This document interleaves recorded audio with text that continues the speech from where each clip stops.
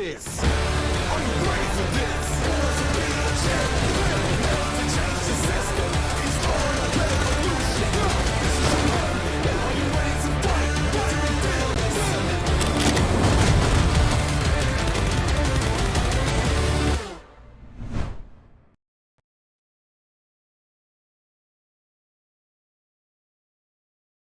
Hello and welcome back to the PUBG Mobile Pro League Africa Spring 2023 season. My name is DK and of course joined by Crownscast on the desk. Crowns, how you feeling today?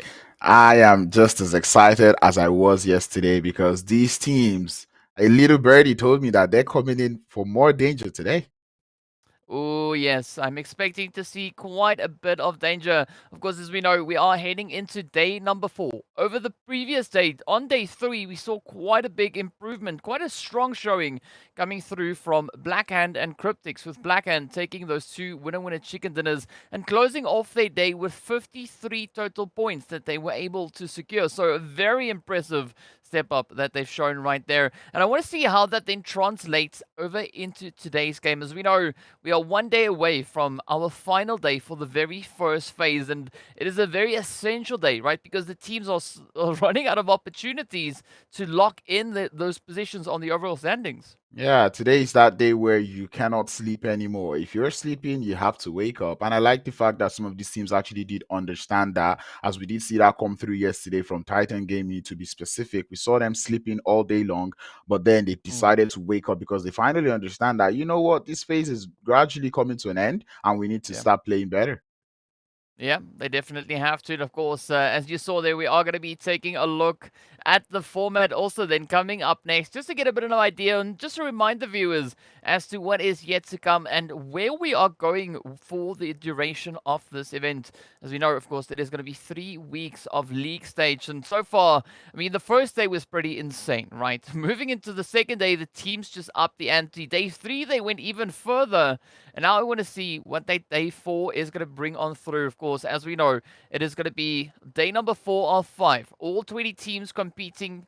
We're not having any more of those super weekends. Instead, the teams just get the opportunity to focus on some insane PUBG Mobile action. And only 16 teams will advance through to the finals. Of course, we know there's also the glorious bonus points that have been added in, coming through from the previous season. And we continue with that yet again, looking to see how far these teams can push it and how much of a reward the teams will be able to pick up off of that.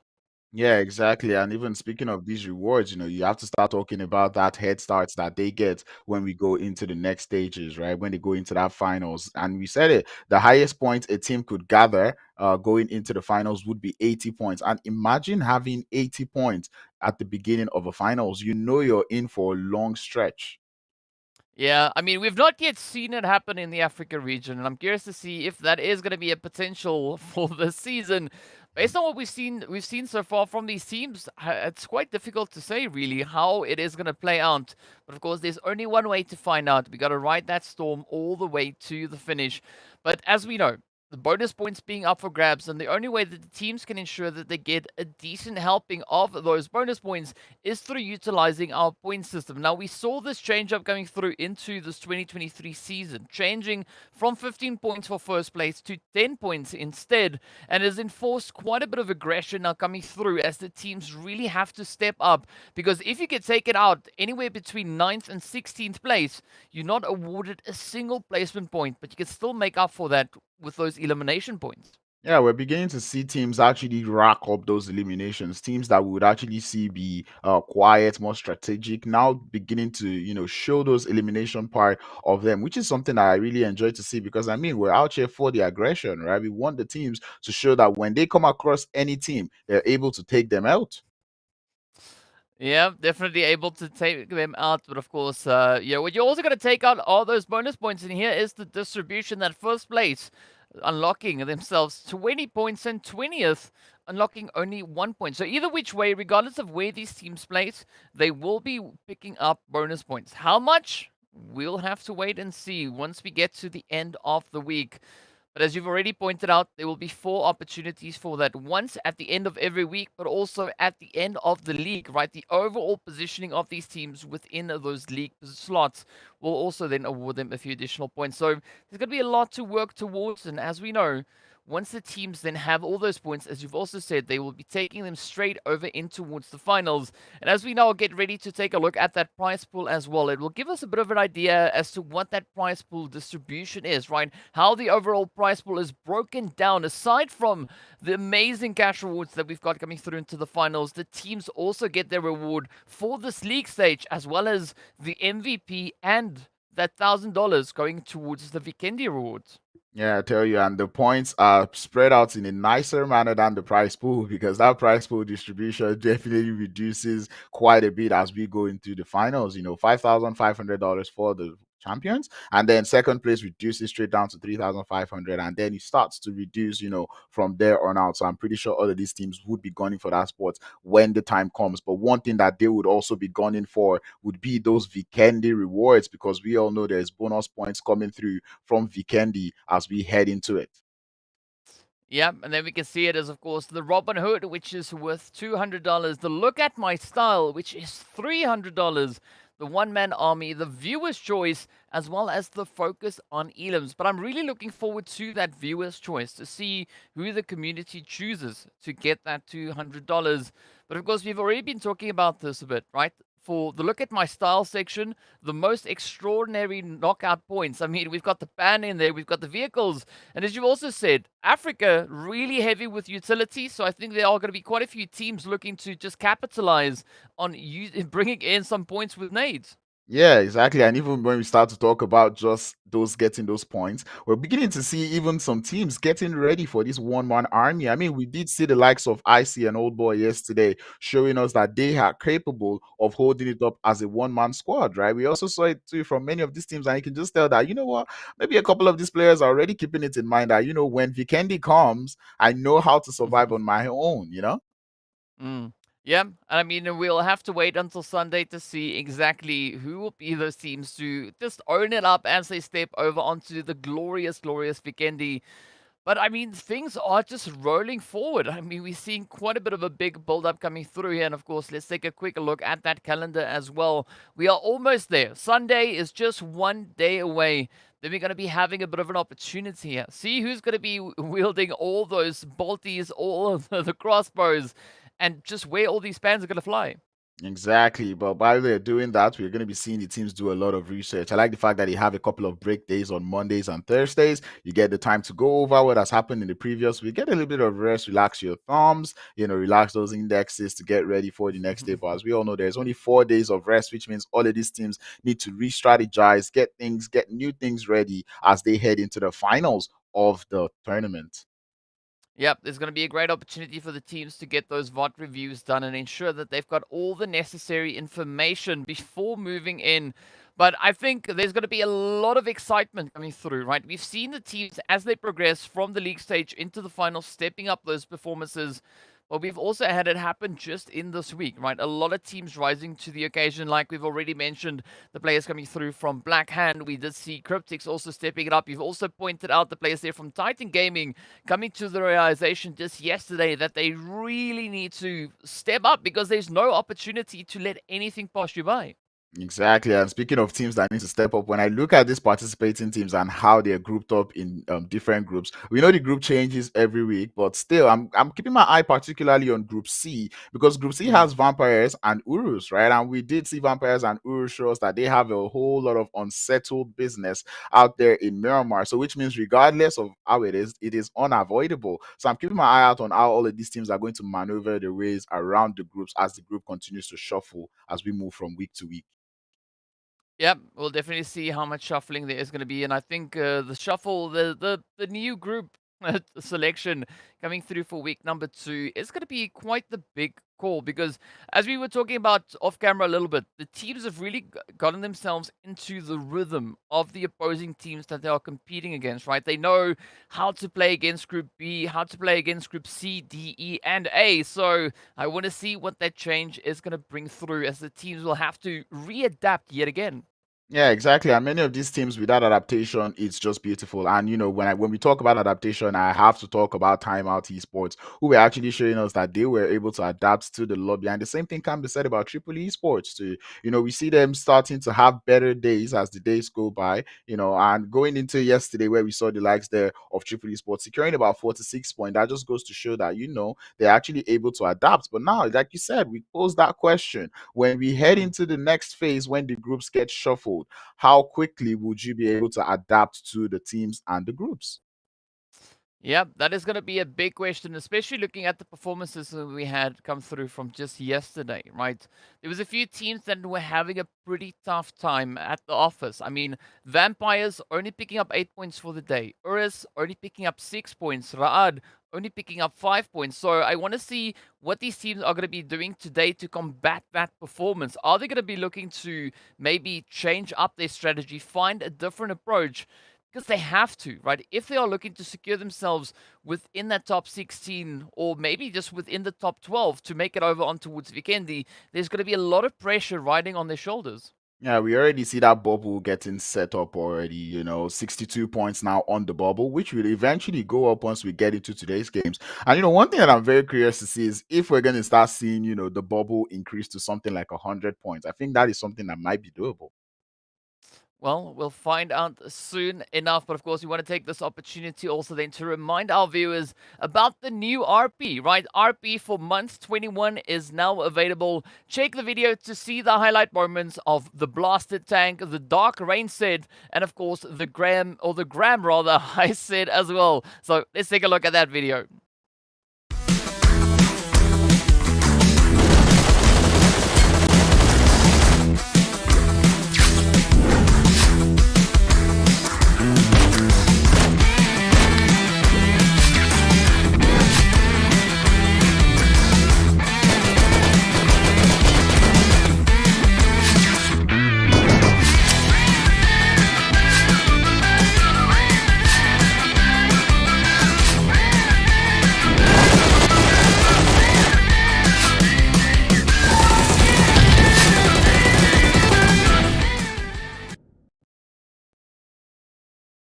Grounds, I don't know about you, but that RP, those skins are looking pretty toasty. I mean, especially the one that came through on the tank itself. I mean, that looks really, really interesting. I mean, Blaster Tank, yeah, that definitely is quite something on there, of course. We also got to give a big shout out to our sponsor. So much love going out to Monster Energy, our official energy drink partner right here for the PUBG Mobile Pro Leagues. So, Grounds, what is your take on what we just saw for the RP there? I really like the QBZ skin. Matter of fact, I've been Mm. trying to rank up, completing the RP missions just so I can get that QBZ because it actually looks very beautiful. And plus, I'm pretty sure all the teams in this lobby would really like that the DBS skins that actually comes through with the RP. Ooh. Yeah, seeing especially that we've been having so much utilization of that DBS coming out, I think it's only fitting to have that then come through. But of course, another thing that we need to take a look at is see what the overall rankings are coming into today, right? We need to figure out where these teams are, how much they need to do, and of course, coming up to it, RUKH Esports, as you've already said, right? They have a little bit of a lead, sitting on 123 points. But Blackhand, CRYPTICS, and Triple Esports, they could definitely look to catch up today. Yeah, definitely. We saw RUKH Esports show so much consistency yesterday. And I was saying this off camera. Like, these guys are averaging so many points a day. We're looking at 37 points per day on an average, right? If not even more, coming through from this team. I'm not even going to say we look forward to seeing if they can keep that consistency because we know with the way RUKH Esports has been playing this week, they're not a team that is going to back down. Yeah, they are definitely not going to be backing down at all. So all that will be left is to see what the teams are going to bring in today. And I'm expecting to see quite a bit of a shake as the teams now need to get their butts in gear. But taking a look at the second page, there's not that big of a drop-off. Moving from 8th place over in towards 9th. There's only 1 point currently separating those 2 points. So the entry moving into that first page is still very much achievable. But as we know, one of the goals for this week is to reach that top 12 because you get another opportunity to secure a little bit of extra cash participating over on Vikendi. So Blackjack only 1 point away from hitting that 12 slot. Definitely a doable play here. But even if we look at URUS, Virtual Gaming, squad, as well as the players in from the Mind Weapon, I mean, they could easily close that gap in one single match. Yeah, they're literally just like one good game away from actually getting into that top 12 position. Timeout Esports already finding a way to breach into that top 12. Yesterday, going into yesterday, we actually seated lower on that leaderboard. But one team that really stepped up yesterday also was Arab Golden Esports. I mean, we saw them play so patiently yesterday, and it actually did pay off for them. They find themselves on ninth place overall in the leaderboard, right? And that is in the bubble. That is what they need to do. And I'm keeping my eye out on them going into today's games because we do know that this team has got what it takes. On I just can't wait to see them today. Yeah, I mean, I have to agree with you that Arab Golden finding a really good pacing just based on their performances coming through from yesterday. But as we also mentioned them before, I mean, Smash Team, they had a little bit of a tough run coming through yesterday, but also the day before, right? So on day number two, they only found 8 points. Yesterday, they found themselves 10 points. So they definitely need to find that rhythm that they had all the way back in day one and look to just build on that momentum because they've shown their capability, right? The same can be said about the Art Vampires and Mo Esports, but we want to see them now have confidence in that capability and just shake it up. Yeah, exactly. Especially for more esports, it does look like they've not really adapted to the lobby, as we see them struggle most of the time, especially when they have to defend the compound that they find themselves in or any position that they ultimately find themselves in. So I think for more esports, it's just going to be more having to do with the adaptation, and given that the groups switch every phase, more Mm. esports they really have to up how they adapt to the lobby. Yeah, and I think it's of course also then the first time that we are seeing Mo Esports in the PMPL. So I believe that they are still very capable of making the necessary adjustments. And as we also pointed out earlier, this is only the first week, right? This is where teams are looking to just get a good, strong feel for what is to be expected, right? What the level of play is, and to what extent they need to try and push themselves to meet that quota, right? To meet that expectation and be a competitive team, right? Be a team that is going to be in the running to make it into a good positioning. Yeah, exactly. And we're keeping an eye out for more esports today as we see how they're going to do it. But man, speaking about that one, how are we going to be playing today? Yesterday we did see Sanhok getting things off, but today we'll be starting off with Erangel. We'll move all the way to Miramar. Then we're going to have back-to-back Erangels coming through for game 3s Mm. and game 4, and then we'll be closing the whole day with Sanhok. Yeah, I think it's going to be quite exciting once we make it all the way to Sanhok. As of course, yesterday we kicked the day off with Sanhok, so there's going to be a little bit of heat, a little bit of pressure coming in for that last game. But a back-to-back Erangel, a triple dose of Erangel for the day, that is exactly what we need to see, what the teams are capable of and how they're going to be able to stretch their legs, maybe bring in a little bit of that flex as well. Yeah, exactly. And I'm looking at this, right? And I'm keeping my eye out on the teams here in Group A because today is going to be a Erangel heavy day for them as they wouldn't get to play that Sanhok. So if you're other teams in Group A, you really need to have your Erangels in check. I'm talking Arab Golden Esports, CRYPTICS, more Esports, and Wave Esports. They really need to have to check because as we see, Group A would be playing the first 4 games of the day, which includes the first 3 Erangels. So I'm really looking forward to Group A and seeing just how much points they can rack up before that final game of the day. Yep, we're definitely going to be keeping a very, very close eye on them. But I think we'd also love to hear what our viewers are thinking, right? So be sure to let us know on social media. You can hit us up in the chat as well. Tell us which team you are here to support. Who do you think is going to be the team to take the winner chicken dinner on our very first game? Of course, it is going to be on Erangel. And as we've already pointed out, the players from Group A are going to have a beautiful, glorious handful serving of Erangel action.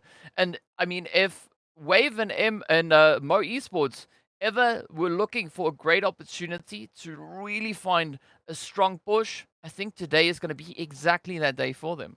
Yep, because we know everybody's. I think the one map everybody should be very good at is Erangel. Mm. Everybody knows what the style is in the Erangel. They know the terrain so well. So I feel like for these teams that are going to be playing all the Erangel games today, they kind of are feeling like they hit the jackpots today. So I'm looking forward to seeing if truly they have hit the jackpot and if they will be doing that one. As we would waste no further time to get into the first game of the day. It's going to be none other but Erangel. DK, who have you got eyes on? Ooh, Well, like I said, I'm gonna be looking at Mo Esports and Wave. I want to see what they're gonna be bringing out onto the battlefield. Even if they don't get the winner chicken dinner, that's fine. But I want to see that increase in performance come through. And yourself, who are you gonna be rooting for?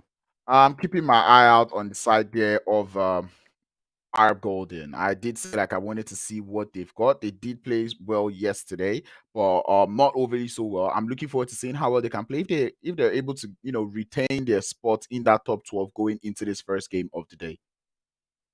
Well, let's see whether or not they are going to be able to satisfy all your expectations here today, as we can see our teams already starting to get a good spread going here. CRYPTICS, of course, going for the usual play. We are seeing the players there from Black Hand now opting back up into Witchers. Now, as we know by now, that is their spot, right? That is just where they go. And it's good to see that they're not having to fight with any opposition, right? There's no one really challenging them for that territory, especially now that it is within this very first zone.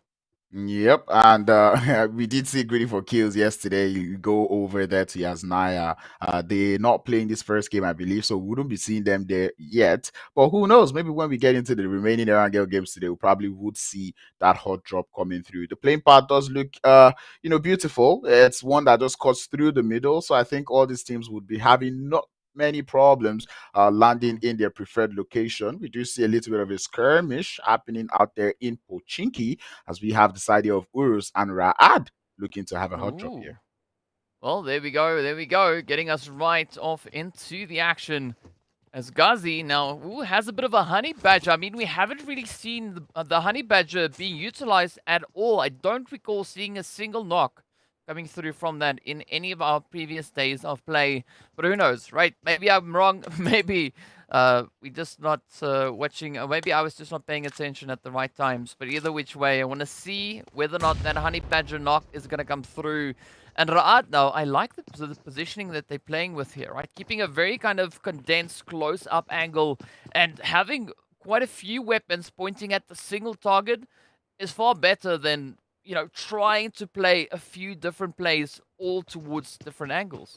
Yeah, at the same time, I really enjoy the way URUS is playing right now, having two players out on the outskirts. So if things go wrong, at least they'd have two players who could at least help them. Plus, having players around kind of gives them a little bit of an angle, but it does look like Ra'ad would have a little bit of space to fall back if at all they need to. But it looks like Ra'ad, though, getting closer and closer as we can see these teams actually wanting for those early eliminations. Oh, there we go, Rauf. Already coming through with a little bit of engagement here. Again, just waiting up on the rooftop. But it is at this point still an information gathering process. Both teams, they know that there's an opposing team within the territory, but they don't have an exact idea as to where they are currently situated.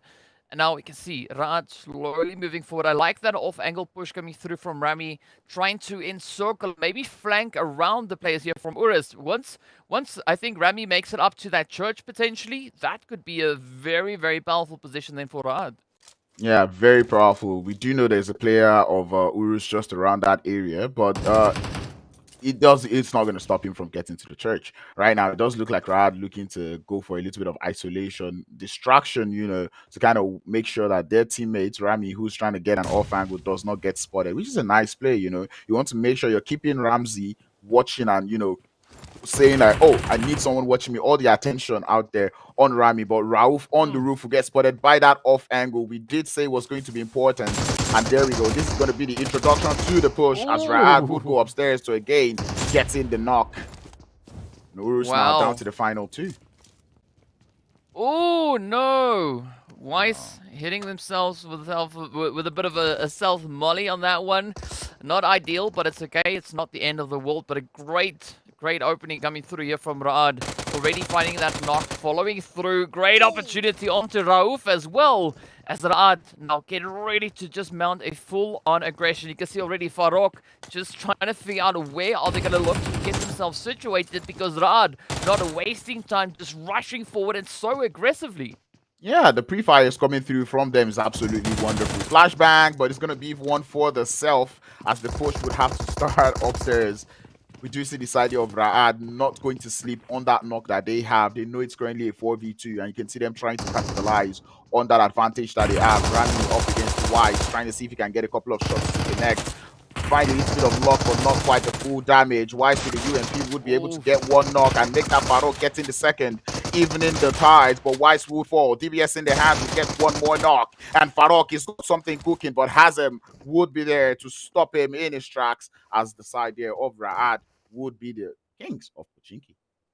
Yeah, well played coming through by Raad, and they did not lose a single player. Sure, it was a very risky play coming through right here at the end, but at the end of the day, Hazem held their own and were able to finish it off. So great start coming through, of course, as we now jump over onto Chesnaya. We can see the players here from Blackhand still going about their business. I'm curious to see that rotation from Blackjack coming through. We know they are currently situated just to the southeast of this position, but we've never really seen Blackjack step in towards Chesnaya looking to challenge Blackhand, and I think that's a very respectable play.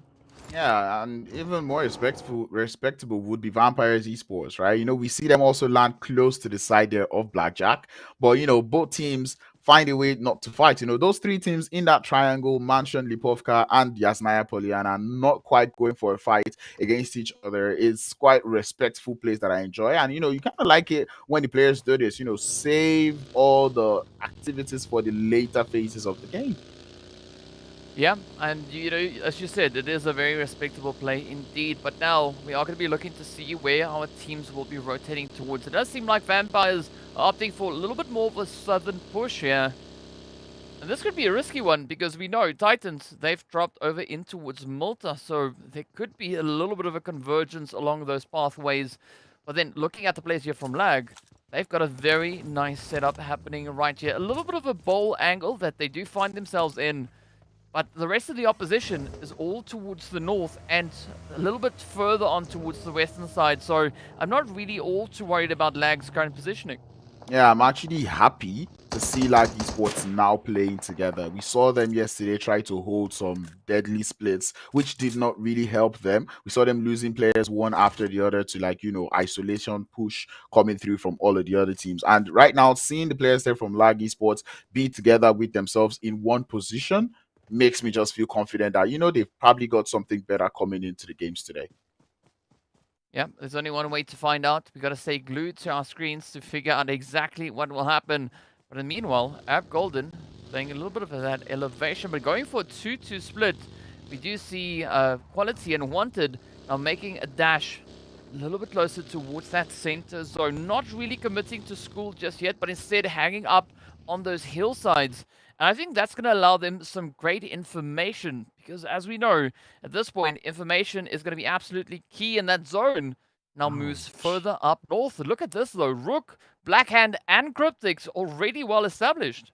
Three teams you do not want to be well established in the zone would be those three that you've just mentioned. And instantly, the amount of vehicles we're seeing on the map, it's just what I really like about these teams, right? Even if they rotate late or they're normally a team that would like to rotate late, the speed at which they move, the instance that zone closes up, is just very impressive. Yeah, and that is what the teams will get rewarded for, is that proactivity. But again, Blackjack also now just trying to find a few shots in the direction there of Arab Golden. But they've already been able to just get well situated within the hard cover. And having a bit of a setup towards this bridge, I think, is going to be an interesting play, especially now that we've got so many teams yet to push up from that southern side, right? We got Lag, we got Titan, we got Timeout, all having to venture in and try and find a bit of a play to make. But again, still so many teams yet to move up. We see a lot of teams on that western side, also over on towards the eastern side. So that zone is only going to get super crammed up from this point. Yep, the east to the south, that is going to be a very choked up part of this next circle. We just see Raad still taking their time in Pochinki as they start to make it, or actually they're still getting looted up, getting crazy and, you know, getting all that loot. And one thing I know about that position is that Pochinki doesn't have the most car spawns, so I would understand why they're probably still there at this time of the map. Plus, they did also have that hot drop to deal with. Well, let's see where this one now goes as we move up. Knight doing a little bit of parkour, flying off of roofs and just venturing over into some new compounds there. But Blackjack also keeping their position very condensed, right? Not seeing a big major spread coming through. I think that is a relatively wise decision to make at this point. But now I'm looking over towards that western side. Triple, smash, making a bit of a dash, looking to see if they can get an anchor point set up, or at least an entry point secured. But they are going to be running into a little bit of that wave action as well. Yep, and Wave Esports, we do know them. They happen to be a team that really knows how to gatekeep. We saw that coming through from them on that southern zone that we got in that Erangel game. So seeing this day that they're currently seated on the edge, and I mean, that's what you really want to do if you're an edge team, right? You want to make sure you're gatekeeping everybody, keeping everyone from getting into that circle, and that is exactly what they're doing. And Triple Esports going on the rotation out there, they do seem to have been able to avoid them one way or the other. Let's see where this one now goes. Nice, steady push down the hillside. As we saw quite a strong performance coming through from Old Boy and Icy just yesterday. I want to have a little bit of a taste as to what Chemo and Thor are going to be bringing in. And will they come through swinging as well? But Rami now holding a very off-angle position here, as we can see that zone moving further down south. But look at Eugene. I like that play coming through from RUKH, right? Sending the scout out, looking for a position already, and then the rest of the team can just simply fall back if need be. But again, the shots are being met over towards Triple rather, and that does delay the push ever so slightly. Yeah, I mean, it does kind of, it's just a situation for RUKH where they know, like, okay, once we're done with this fight, we know where we're going to. And that is pretty much the importance of having a scout out there in the zone, which is a beautiful play to come through. But man, Triple Esports not quite looking to have a lot of fun, as Smash Team would fall back behind them. They will be able to get a knock up onto the side of Smash Team to kind of give themselves a little bit of time to move into that next circle. Let's see now. Here we are. Triple smash. Fighting out in the edge. Oh, Old Boy getting caught with a beautiful distraction. They're getting pulled off to the side. And Black Lost now just trying to ride this wave a little bit more. But again, now Smash taking a very wide approach. If you can see Ban holding up on the hillside. Black Lost just on the front line. The rest of the crew now positioned towards the north. But are they going to be able to encircle the triple squad here? Will they be able to get that jump? Because it's now down to Thor and Chemo, the two that I said I wanted to see a little bit of a performance from and maybe see what they have in store for us. Well, I mean, if anyone is wondering why Icy and Old Boy are knocked right now, I think we all know that DK caused it. But anyway, we're looking at a push coming through on one of the bridges. It's going to be the Western Bridge, as we see VISTA making that push up onto the side here of Mo Esports. Bomb Bomb and Paradox to find themselves in a little bit of a skirmish, a little bit of a pinch, if you ask me. Well, let's see whether that pinch is going to result in any pain. But now the opportunity is there. Mo Esports just need to try and ride this one out. We got Bum Paradox holding strong. The rest of the team not too far away, but a very, very open play coming through there from Bum. As the shots connect on up, this is a Brood rushing forward. Down goes Paradox, and it now turns to Hainsley to see what they can bring through alongside their teammate to find that extra bit of continuity. Yeah, I think that was bound to happen out there because the side of Mo Esports, they did not have their last two players covering that angle ever so nicely, hence why they did get taken out. And at the end of the day, it wasn't really easy for them to leave that position that they were in. So them losing two in that place pretty much was bound to happen. VST picking up those eliminations. Well, here we go. Skydo still alive, still in a position where they can do something, but they are going to need that that reinforcement coming through from Hainsley, or maybe it's the other way around. But either which way, I would definitely like to see Mo Esports not just regrouping. In the meanwhile, we are going to be looking over towards that zone. It is getting ready to pop. It centers towards Titans, and this is the kind of play, the kind of positioning that they need to go absolutely rampant. But Arab Golden already trying to pick off quite a few of those hits, just trying to maybe make that vehicle go boom. It doesn't seem like Titan will let that happen just yet.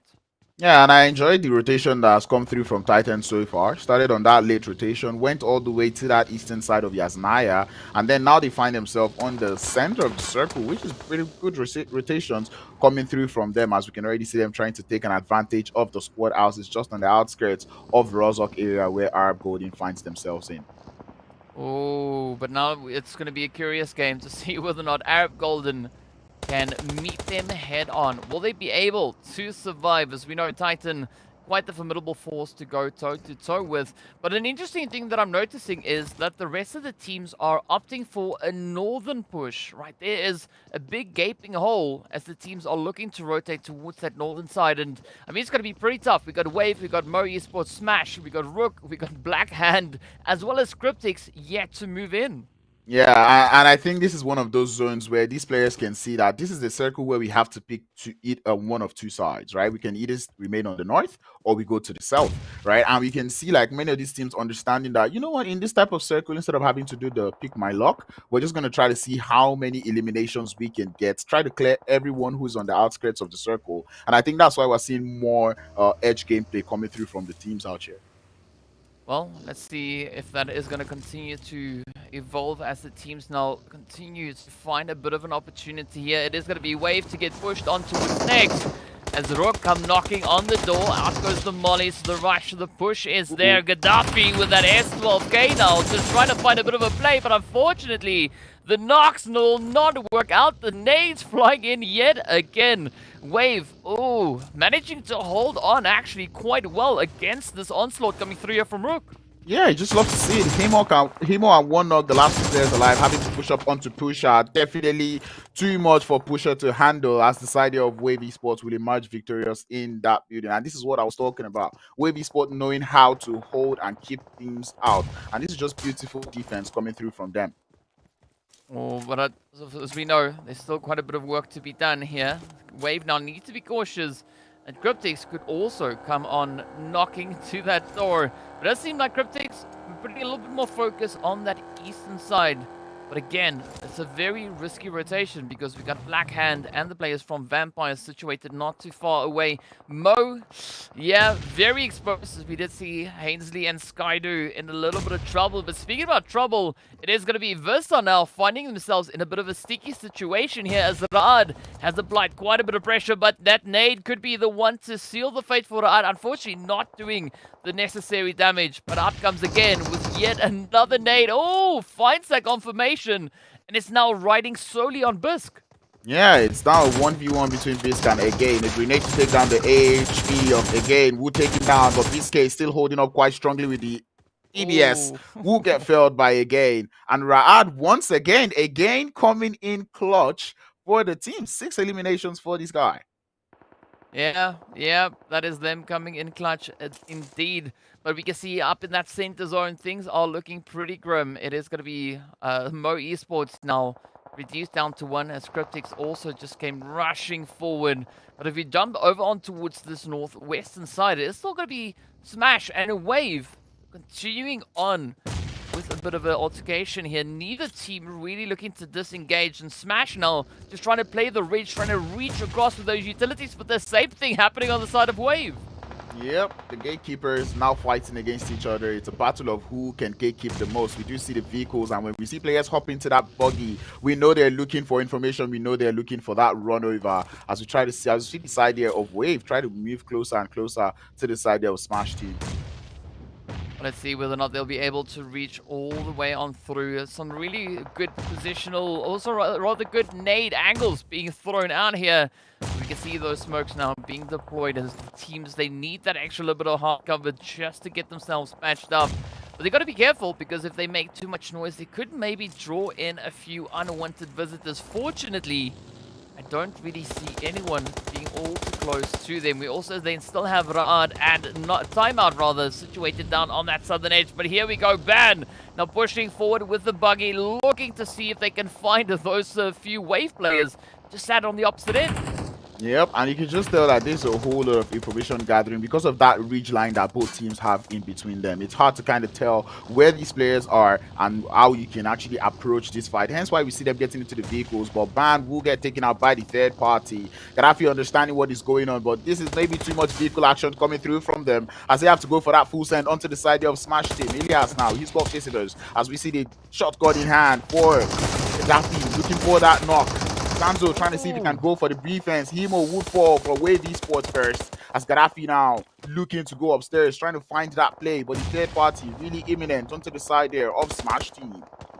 Oh, and now it's all down to Black Lost. Up comes Gaddafi rushing right outside, trying to see if they can maybe pick them up, but instead the nade comes through, and that is the end of the road.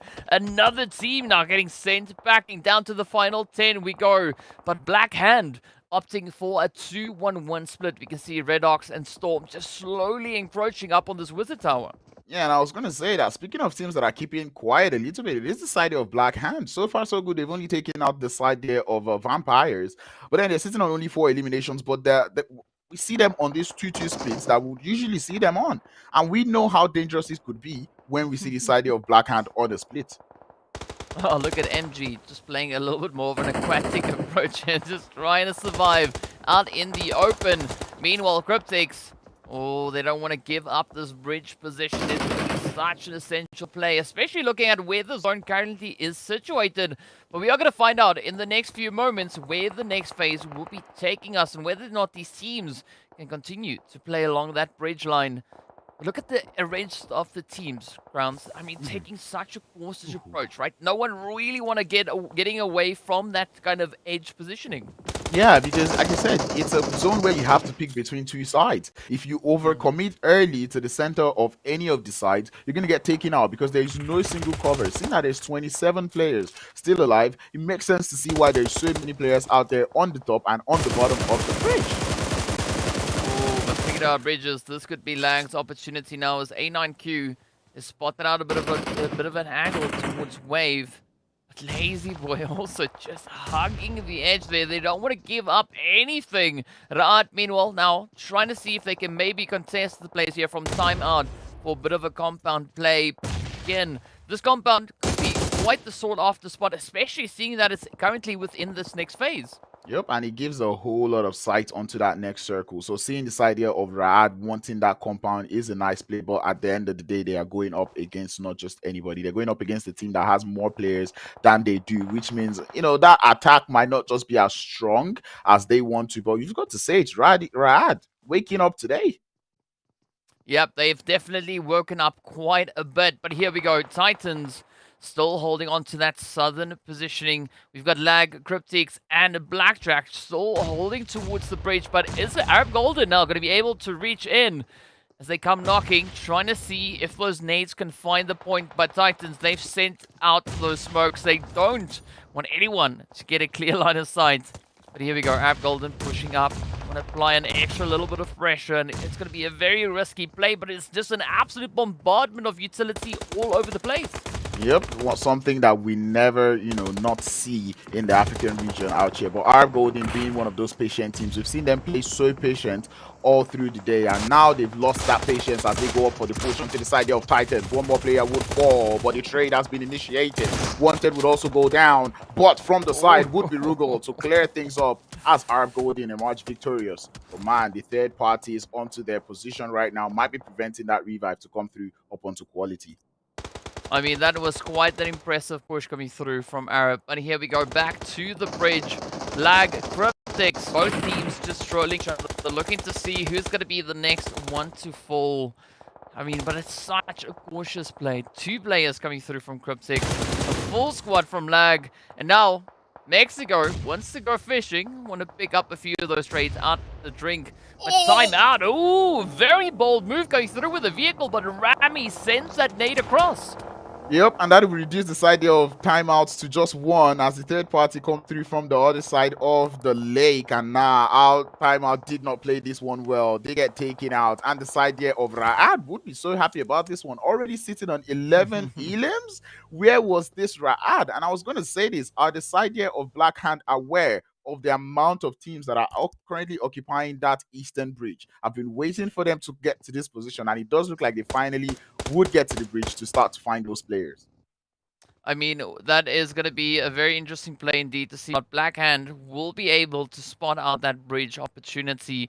But a very impressive sort of events coming through from RUKH, as you've pointed out. Already 11 eliminations to their name. And all they got to do now is just keep that consistency up, right? Just continue to build to this current momentum. But here we go. Wave trying to see if they can bring in a little bit of disruption as RUKH looking for that next entry point. They still have quite a bit of ground to cover before being secured into this next zone. Not just any ground to cover, they have water to swim through. Man, look at Black Hands. They've been doing a whole lot of shooting. Koa out there running out of bullets in the backpack. It's kind of interesting to see. And right now, there's still 16 teams to go out. And I don't know, 32 bullets to take out 16 teams? Oh, sorry, 16 players? Maybe not, maybe not doable. I was just about to say, I'm not seeing a full lobby. Are we looking at the same stuff Oh. either which way? Up comes Black Hand. It is so funny to see MG still alive. I'm just riding it out in that drink. But here we go. Goa now getting into a little bit of an improved positioning. Continuing with that barrage on towards the art. Up comes the rush. Rami now out in the open and has to push straight into the river if they're looking to survive at least for an extra little bit longer. Wait, I can't be the only one saying this. Two players from the side here of Black Hand do not have any more bullets. I'm talking about Plaza and Koa. It kind of makes you just wonder what the plan is. They've taken out so many teams, or they've taken out so many players right now that I'm hoping they would have gone for a little bit of looting. But anyway, they are finally finding themselves on the bridge. I think it's time to send these players out, as we can already see them taking the shots. But speaking of players around the bridge, MG, that man is good at holding his breath. Oh yes, the master of breath control. But RUKH also now going to be looking to make a bit of a play here. Koa, oh, wants to see if they can open up a can of worms. But here we go. MG now has been spotted. And unfortunately, as you've already pointed out, right, Black Hand slowly starting to run out of ammunition. Some of them already having done so. It's going to be a very reserved approach. But there we go. Only a few shots needed to take down Rami. This is making your bullets count. But anyway, those fish in the water would come out and it would send CRYPTICS back into the lobby, as right now every bullet count. Every motion that you make is going to matter. The bridge is no longer in the circle, which means you either have to unlock your swimming skills or you have to get up onto that ground and take shots from pretty much every direction. But this is now that opportunity for Wave to really just capitalize and lay waste to anything they can see moving up ahead. But also looking at Black Hand, I think this is the opportune moment for them to apply the pressure on towards that bridge and not really let any of the two teams still sat there get an opportunity to move into this next phase. Yeah, but then you need bullets to do that, you know. And you know, having only two players on the squad right now who can start to take those shots out is where we start to see a little bit of challenging stuff for that team. But anyway, we can already see a little bit of trades coming in through. Take some of my bullets. You're a better shooter than I am. That is what we're seeing here from the side of Black Hand as they anticipate and wait for LAG Esports to make their motion into the circle. But LAG, they understand it's going to be a tough rotation to make, as we see them already beginning to take some shots onto the side here of Wave. But now I think it's time to go fishing. But 9 bullets, Plaza. Can you make those 9 bullets count? I mean, it's going to be tough. 7 of them go out. 2 left. You have to play this super sparingly. And I mean, I don't think I've ever seen it come to this, right? Players running out of ammunition. But MG definitely still has quite a bit in the tank as they sneak in a quick little knock there. But it's going to be Wave now coming under fire. I mean, they might not have all the ammo in the world, but they definitely still have quite a bit of utility left to use. As there we go, it is going to be Hemo down. Up comes the Rush. 1 knock. Now just around the corner. Oh, and it is only 1 shot needed coming through from RUKH. Man, they are showing us that in PUBG Mobile, you do not need bullets only. You can use the utilities to the best of your advantage. But EJE, MG has been on fire, or maybe not on fire, but he's been on water or underwater, because that is definitely where he has been. And he's been playing spoiler, but can he stop the side of Black Hand from getting this chicken dinner? They know he has to be in the water. That man is going for the swim, and Storm would join him. Plaza's gotten the information. The play zone would claim MG, and that will be Black Hand.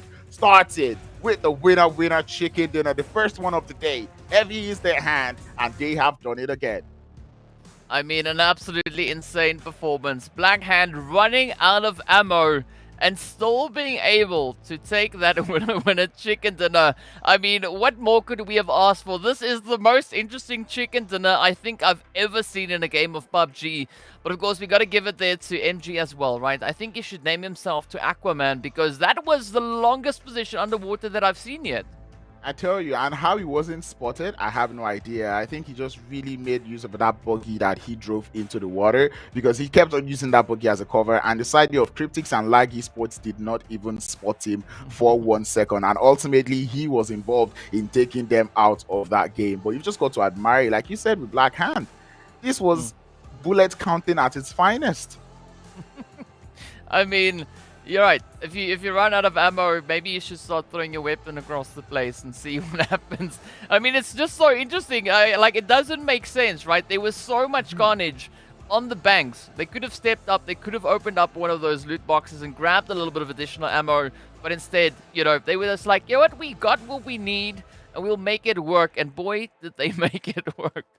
I think the decision they decided to make was, you know what, let's not go for many bullets, let's go for more throwables, because we did see them start to use all those throwables very much going into that late phases of the circle. But in case you forgot what happened in that game, you've got the highlights here to show you exactly what just happened.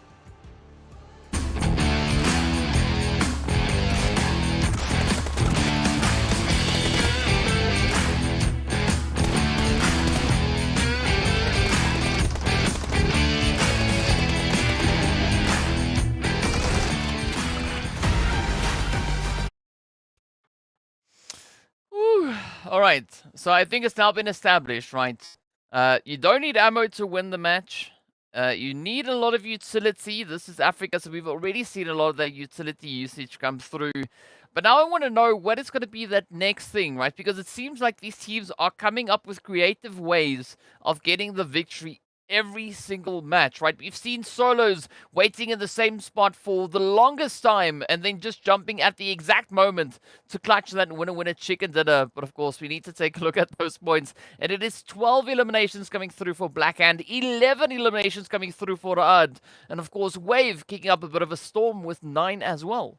Yeah, and I'm so happy to see RUKH do so well going into today. You know, there were question marks on them going into today. RUKH, what's going on? This is one of the teams that was looking very strong from the Egyptian region. And, you know, them coming in today to show that this is what they've got. This is wonderful to see. Starting all the way with a beautiful defense that they were able to hold out there in Pochinki, and topping that up with good defense coming through to the end of the game. This was nice to see. Maybe not the best of placement points, but those elimination points definitely worked out for them.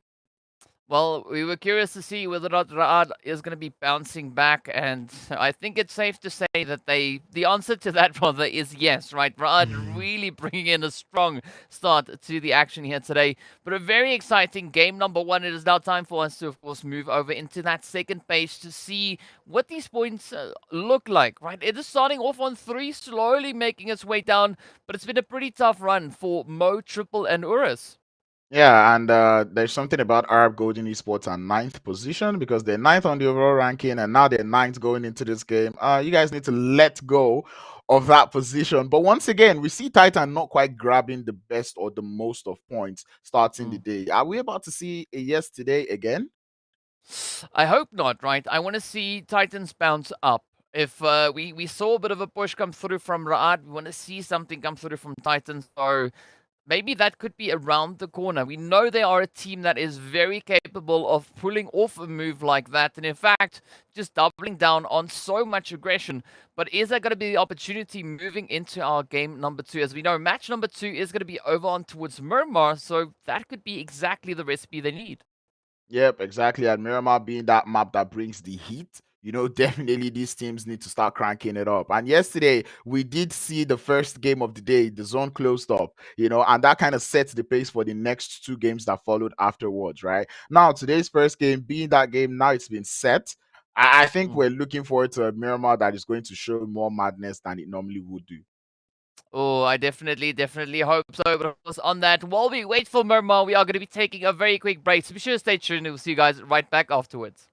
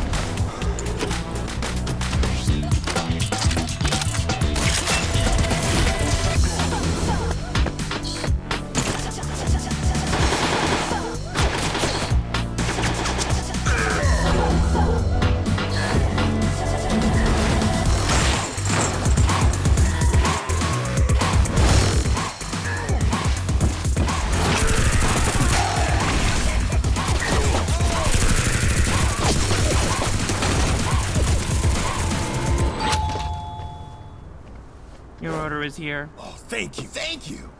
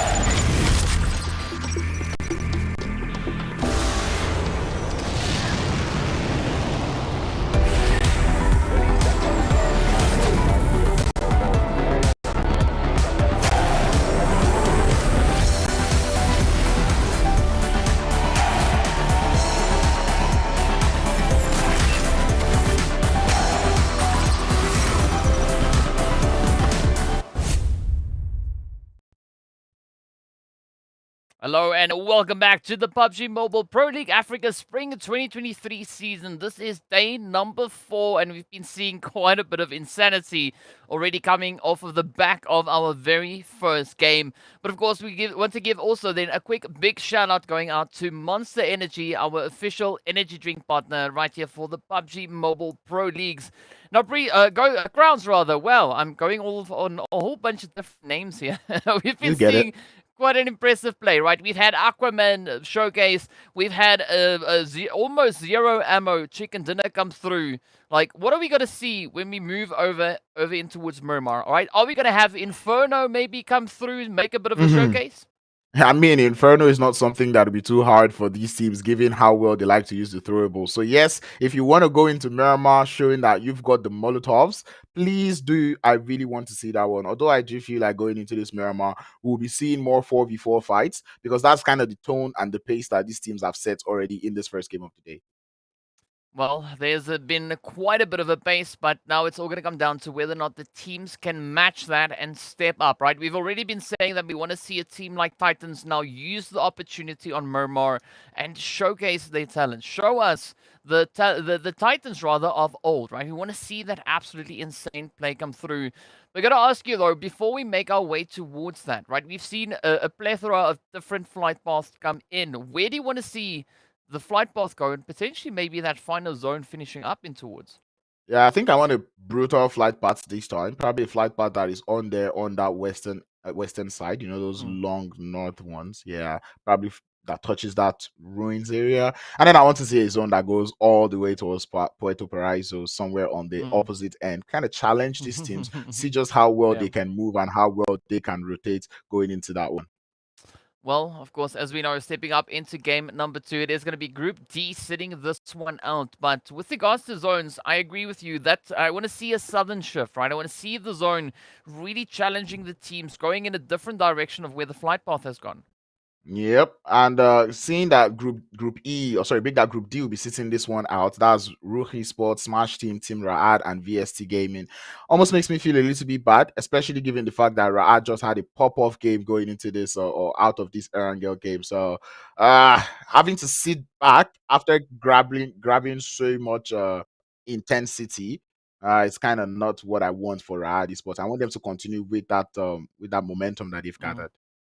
Yeah, I think continue on with momentum would definitely be a good opportunity, and we've seen quite a few teams having great success with pushing forward with that momentum. I mean, yesterday we did see Blackhand picking up the winner chicken dinner on the first Erangel and on the first Miramar, so it definitely shows that the capability is there, right? The opportunity is available, but who's going to find it? So Blackhand already showing us what they can do. I mean, we've got only one Miramar today, so there's no opportunity for a follow-up case. So you're going to see what the teams are willing to make happen right there in the desert. Back-to-back Blackhand? Ooh. That's maybe a bit risky. I don't know. Yeah, maybe a bit risky. I'm keeping my eye out to see if the curse that we are looking at is probably going to start. We did see Black Hand yesterday when they won their winner chicken dinner. The next game they went out early, and the next game was a Miramar game. And now they've won the first game in Erangel. Now they're going over to Miramar. Are they going to hit the same fate? Is that new curse going to be a thing now or not? Although I am keeping my eye out there for the side of Titan, though. Like you said, they're actually a very strong force in Miramar, and I'm looking forward to seeing what they can do in this game. Well, it is time for us to find out exactly what that will be. We are going to be starting over on that eastern side and making our way all the way down towards Los Higos. So not exactly the northern flight path that you were asking for, but let's see, maybe there could still be a little bit of a shake-up coming through. Yeah, we do already see that live ranking out there on the left with Black Hand finding their way to the top 2 points just ahead of the side of RUKH Esports. And you can just see like that top 6, those teams trying to keep the consistency. And I'm saying that because even GREEDYFORKILLS, we see them, reducing on the leaderboards, but still they're able to still maintain that 6th place position. Yeah, that is definitely, well, them just saying true to their name, and yet another opportunity for them to try and double down and get even more eliminations secured.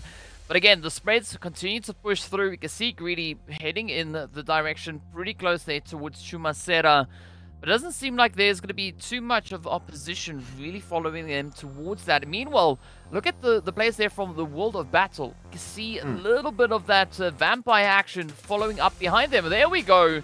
The zone is going to be centering up, well, kind of on the middle of nowhere. Oh, the zone that I liked, the Puerto Paraiso zone, definitely what we're getting.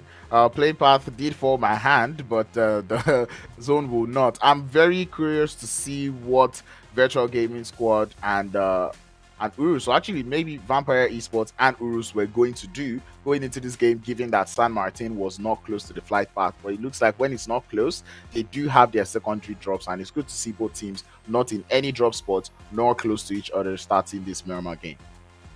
Well, that is the kind of drop that you want, right? The completely uncontested play. And it's also good to see that we're not really having too much of an upset, even though the teams now have to go find a bit of an alternative location. Picado could maybe turn into a little bit of a heated spot, as we've got Vortex right here from MEA Esports now just over on towards that western side. But I wonder where the rest of the team is. Have they taken a completely different approach? Because I think, especially with this kind of zone, MEA Esports, who usually take a very spread out play, I think a more condensed approach would really bode them much better this time. And I mean, they need to get condensed right now. Vortex probably having so much to say right now. But anyway, it does look like the rest of the team would be holding quite all right with the side of Vampire Esports. But Vortex here has to hold up against the World of Battle. He's doing good, able to get the first knock. Well, actually, no. He does get knocked by the World of Battle, as the side of MEA Esports now have to continue the rest of this game with only 3 players. Yeah, they just need to find more momentum, and that is going to be what could be working for them. But Bum about to get rushed already, finding that first little hit come in, as we saw one of the vampires fell in the way. But now it is D3S and Stop, and they're not going to be that kind. They're just going to apply all the pressure they want to get this knock and avenge their teammate. But Stop finding a bit of an opportunity on towards Bum. And this is now where MEA Esports again needs to bring in those reinforcements. Having these isolated plays not really working out for them. And this is something that we saw yesterday from Lag Esports, and we spoke about it. You do not want to be going on these very long splits where you cannot cover your teammates. Because, I mean, even if Hansley were to start moving towards this position, he still wouldn't have gotten there in time. MEA Esports now losing 2 players on that very long split that we don't even understand ourselves.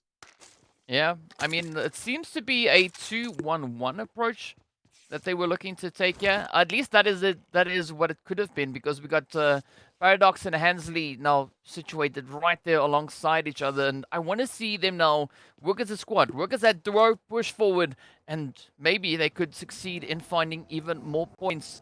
But of course, one of the teams that we were also talking about is Titan Gaming. We can see them going to the usual drop location, right up in towards Val del Mar. And they are super comfortable with dropping this far away from the zone, right? They are not even going to be phased. They'll just casually just stroll on back into the zone. Yeah, the patience that comes through from them out here in Miramar is something I really admire. I mean, yesterday we saw them have that freedom to rotate around in Miramar, given that the whole southern edge was free for them.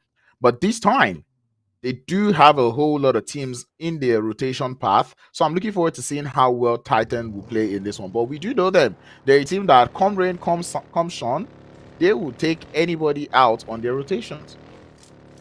Yeah, yep, they definitely would. So let's see. Maybe they could find a few unlucky victims just waiting up ahead. But we're also seeing a little bit of a divergence of teams heading towards that eastern side of Los Leones, right? We got Arab Gold in there, we've got Wave, we've got Blackjack, all just looking to see what they can make happen here. But all the way up north, right here in towards Al Azhar, it's going to be the Mind Weapon. They also have a very peaceful looting location. Yep, and I'm pretty sure these are the teams that are quite thankful for the playing path and pretty much the rotational and drop locations for all of these guys because man, they're just out here chilling and relaxing. Maybe not the best of points out there in Miramar, but still they still have what it takes. I'm looking towards that Los Leones area of the map. You know, we usually see Blackjack Esports land around there, and given how central that position of the map is, we might begin to see a couple of teams head towards that direction. Well, let's see if that is going to be on the cards now. Teams yet again still trying to just find everything they need before taking that long, treacherous play. But I'm especially going to be looking towards a northern position, right? Maybe towards Minas Generales, something within that vicinity, because we got a Black Hand, we got Timeout, as well as the Mind Weapon and a Virtual Gaming Squad that are looking for that next spot to call home. Well, at least for the next phase. But looking at Timeout, they need to get their butts moving because, as we know, the blue zone is no one's friend. Yep, definitely no one's friend. Timeout did get favored by the play zone or by the play zone yesterday a lot. Today they're not getting favored by that first play zone, so I'm looking forward to seeing if they would actually be able to get themselves into those steady positions. That's what I'll call them. When we look at this southern map, or sorry, southern circle that we've got. Right, so here we go. Blackjack's moving in. Got a little bit of that CRYPTICS action just up on the ridge alongside them. But it doesn't seem like they are going to be encountering each other, at least not for the time being, as they continue with a nice steady push. And I mean, Lazy Boy, that is an interesting spot. You know, just very isolated. And I guess Lazy Boy probably just moved out to get that kind of anchor point set up for the rest of the team now to just move on through. Yeah, and it's a pretty interesting split coming through from CRYPTICS. We did see them lose players here earlier. No, sorry, make that yesterday around this area. So I'm looking forward to seeing how they'll play this time. Yesterday they were really spread out, hence why they started losing players. But today they are looking to play a bit more condensed, which is something that we always enjoy to see. And this is why we say the VODs, right? You go back, you check what mistakes you make, and then you start to find mitigation strategies for all of those risks that you have. Yeah, it is going to be quite important to find those strats, but let's see who's done their homework. Triple, for the time being, at least being very uncontested, right? They are just able to hold up in towards Puerto, sit back, relax, enjoy the scenery, and will continue to do so as the next zone is not going to be too aggressive with regards to their current positioning, but is now moved up in towards Los Leones, and this is where I want to see who's going to be taking those hillsides, because as we know, Los Leones, especially towards the eastern edge, whoever capitalizes on that elevation stands a really good chance to have a phenomenal run when it comes to, those later few stages. Yeah, especially if the later few stages now happens to go into the city. When we start to see this Los Leones city finishes, it becomes very tricky to play in it, whereby getting in there becomes a problem. And if you're on the hills that are around Los Leones, you get to have a lot of information before you actually get into the circle, right? Or before you get into Los Leones itself. So if you're able to know who's standing on which one of the uncompleted buildings or who's on any structure, you kind of know the path that you take, provided you have a city finish. Well, let's see where that will go. In the meanwhile, there's going to be URUS now trying to make a bit of a play, moving up in towards those compounds. And Wave also in a very interesting spot right here. Again, playing that elevation, those high positionings. But I think at this point it could still go either which way, right? Either to Wave or to URUS, because both teams have a bit of an advantage playing from their current positioning here. And it's going to be down to those fastest fingers first, right? It's all about spotting the opportunity and just looking to capitalize. Yeah, but then it's kind of hard for the side of URUS now, because regardless of how many knocks, or maybe if they're able to get like 2 knocks simultaneously, but if they keep getting 1 knock up onto the side there of Wavy Sport, you see what I did there? But anyway, if they keep getting those knocks, it's very hard for them to push up that hill, given the elevation advantage that the side there of Wavy Sports have. Well, let's see where it goes. Meanwhile, B6 will get spotted on out. CRYPTICS might be very spread out, but that is not going to deter them from looking to lay down the law. Up comes Teak with a bit of a nade. Could find the opportunity on towards Senke now, but unfortunately Senke being a little bit too far away. Up comes Marshall with a very sneaky approach as well. Looking to see if they can find P6. And both teams here playing a very different strategy. I've never really seen either of these teams take such a assassin-ish kind of approach to the action. But now it's going to be P6 having to face off against at least Lazy Boy and Marshall as they come knocking on the door. P6 trying to stall for as long as possible as he awaits the cavalry for his team. Axa would find that knock up onto Senke, hoping to destabilize the side there of CRYPTICS, as CRYPTICS will lose yet another nade downstairs. Would do a little bit of damage, as the side there of CRYPTICS now looking to just have to rely on Lazy Boy to hold down the tide. Oh, and that is a pretty tall order, but now it is going to be El Chapo also looking to just bring in a little bit of reinforcement. But instead, I think, no wait, El Chapo has moved elsewhere. You can see El Chapo all the way up on that hillside. So I think Lazy Boy's time is pretty limited right here in Miramar, especially with a full force of Titans now getting ready to move on in. But here we go, that rush is about to come on through. Crazy Boy now venturing downstairs, a very risky approach, and there we go, the DBS comes in clutch again. Man, at this point, CRYPTICS, I'm getting concerned, because this is pretty much a similar way they got taken out yesterday.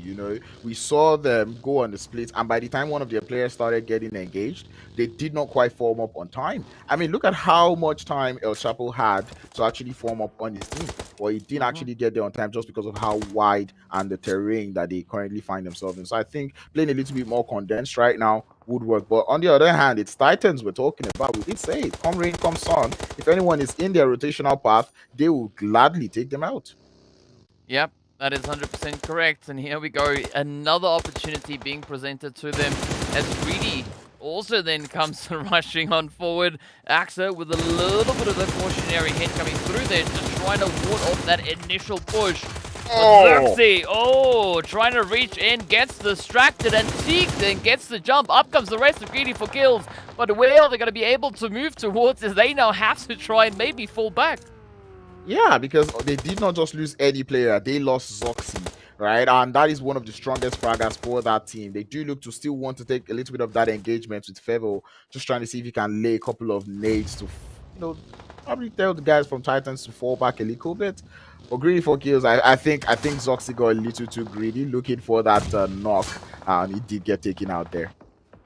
Yeah, that seemed like Zoxy got a little bit too tunnel visioned on that initial approach. But again, right, looking at the southern positioning, there's so many opportunities that could come through here. We've got GREEDYFORKILLS now trying to find that next best place to move towards. But with the World of Battle just hanging in the wing, this could again put the players here from Greedy in a very compromised and challenging position. Yep, they do have a little bit of terrain to work with, but still does not eliminate that danger that they're facing from the side of the World of Battle. So I'm looking forward to seeing how much they can hold the defense. The buildings do not have the best of cover, so they would have to ward off 2 teams simultaneously as we begin to see a couple of teams make hay out there in Los Leones. Well, it has not yet been decided. Ooh. But it does seem like there's a little bit of an uprising coming through as the players from URUS turn their attention on towards Blackhand. We did see those lovely red warning signs going off, but the zone also getting ready to pop, and it centers up in favor of Triple Esports.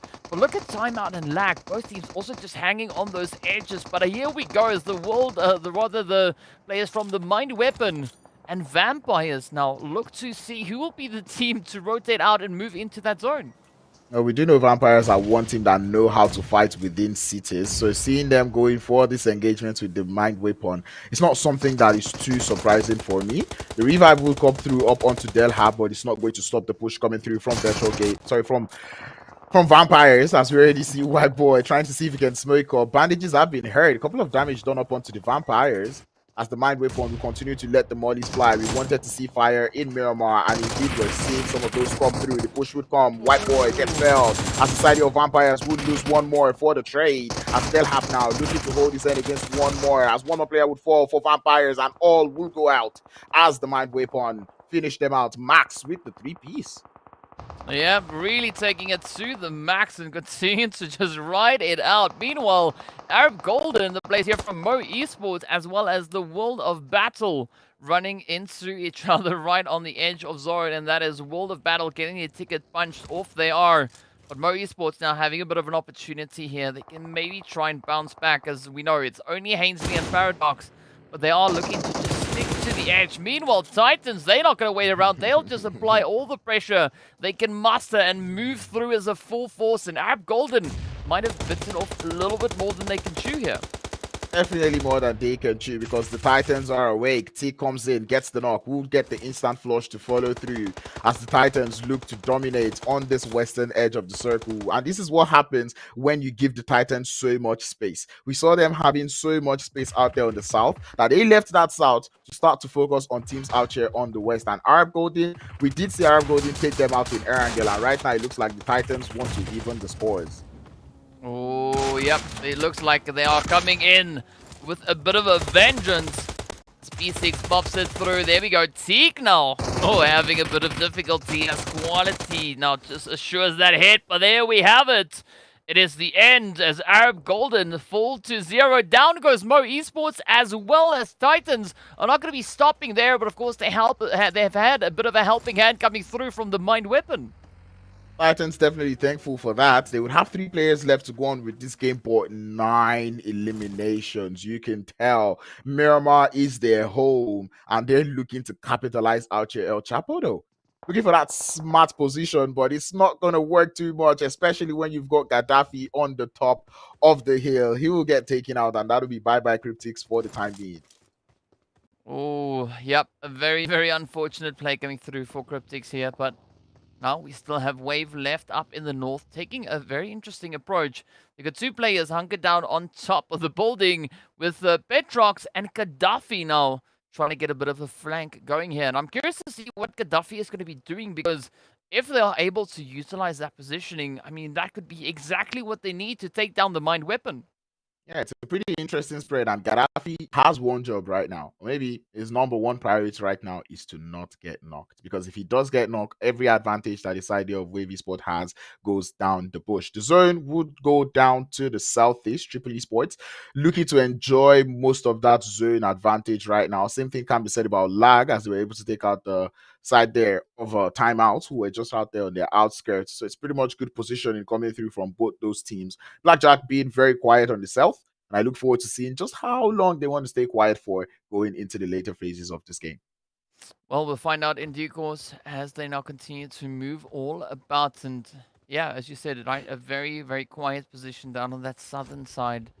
But things aren't looking very clear up in the north either. There's Wave just leapfrogging their way closer and closer towards the zone, but not taking a very decisive push just yet. Titans, meanwhile, they're going to be using this opportunity to just move all the way towards that to those compounds situated on the western side of that zone.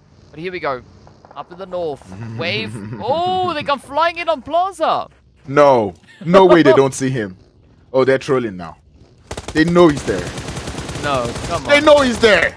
Oh, come on. That would have been so interesting if he clutched that out. Yeah. I mean, but that was maybe there was a smoke that we just didn't see or something happened. But either which way, a very, very interesting sort of events. But here we go, Wave now still continuing onwards as they still see URUS up ahead, and Hemo trying to find a little bit of a play over on towards Weiss. Yep. And URUS, though, it's fun to see URUS actually surviving this long. You know, seeing that this is what URUS can actually do if they do not go out early on in the game. But anyway, it's an interesting position, like I said earlier, that is being held by the side of Triple Esports. URUS, though, looking to capitalize fully on that eastern side of the circle. It's nice to see them holding that 2-2 split on there. Let's see whether or not they'll be able to capitalize on any splits. And here we have it now. Or it's not going to be budging. Wave trying to figure out what approach to take next. I'm curious to see at what point the Mind Weapon are going to be taking the plunge and committing forward, because Max has got that position set up.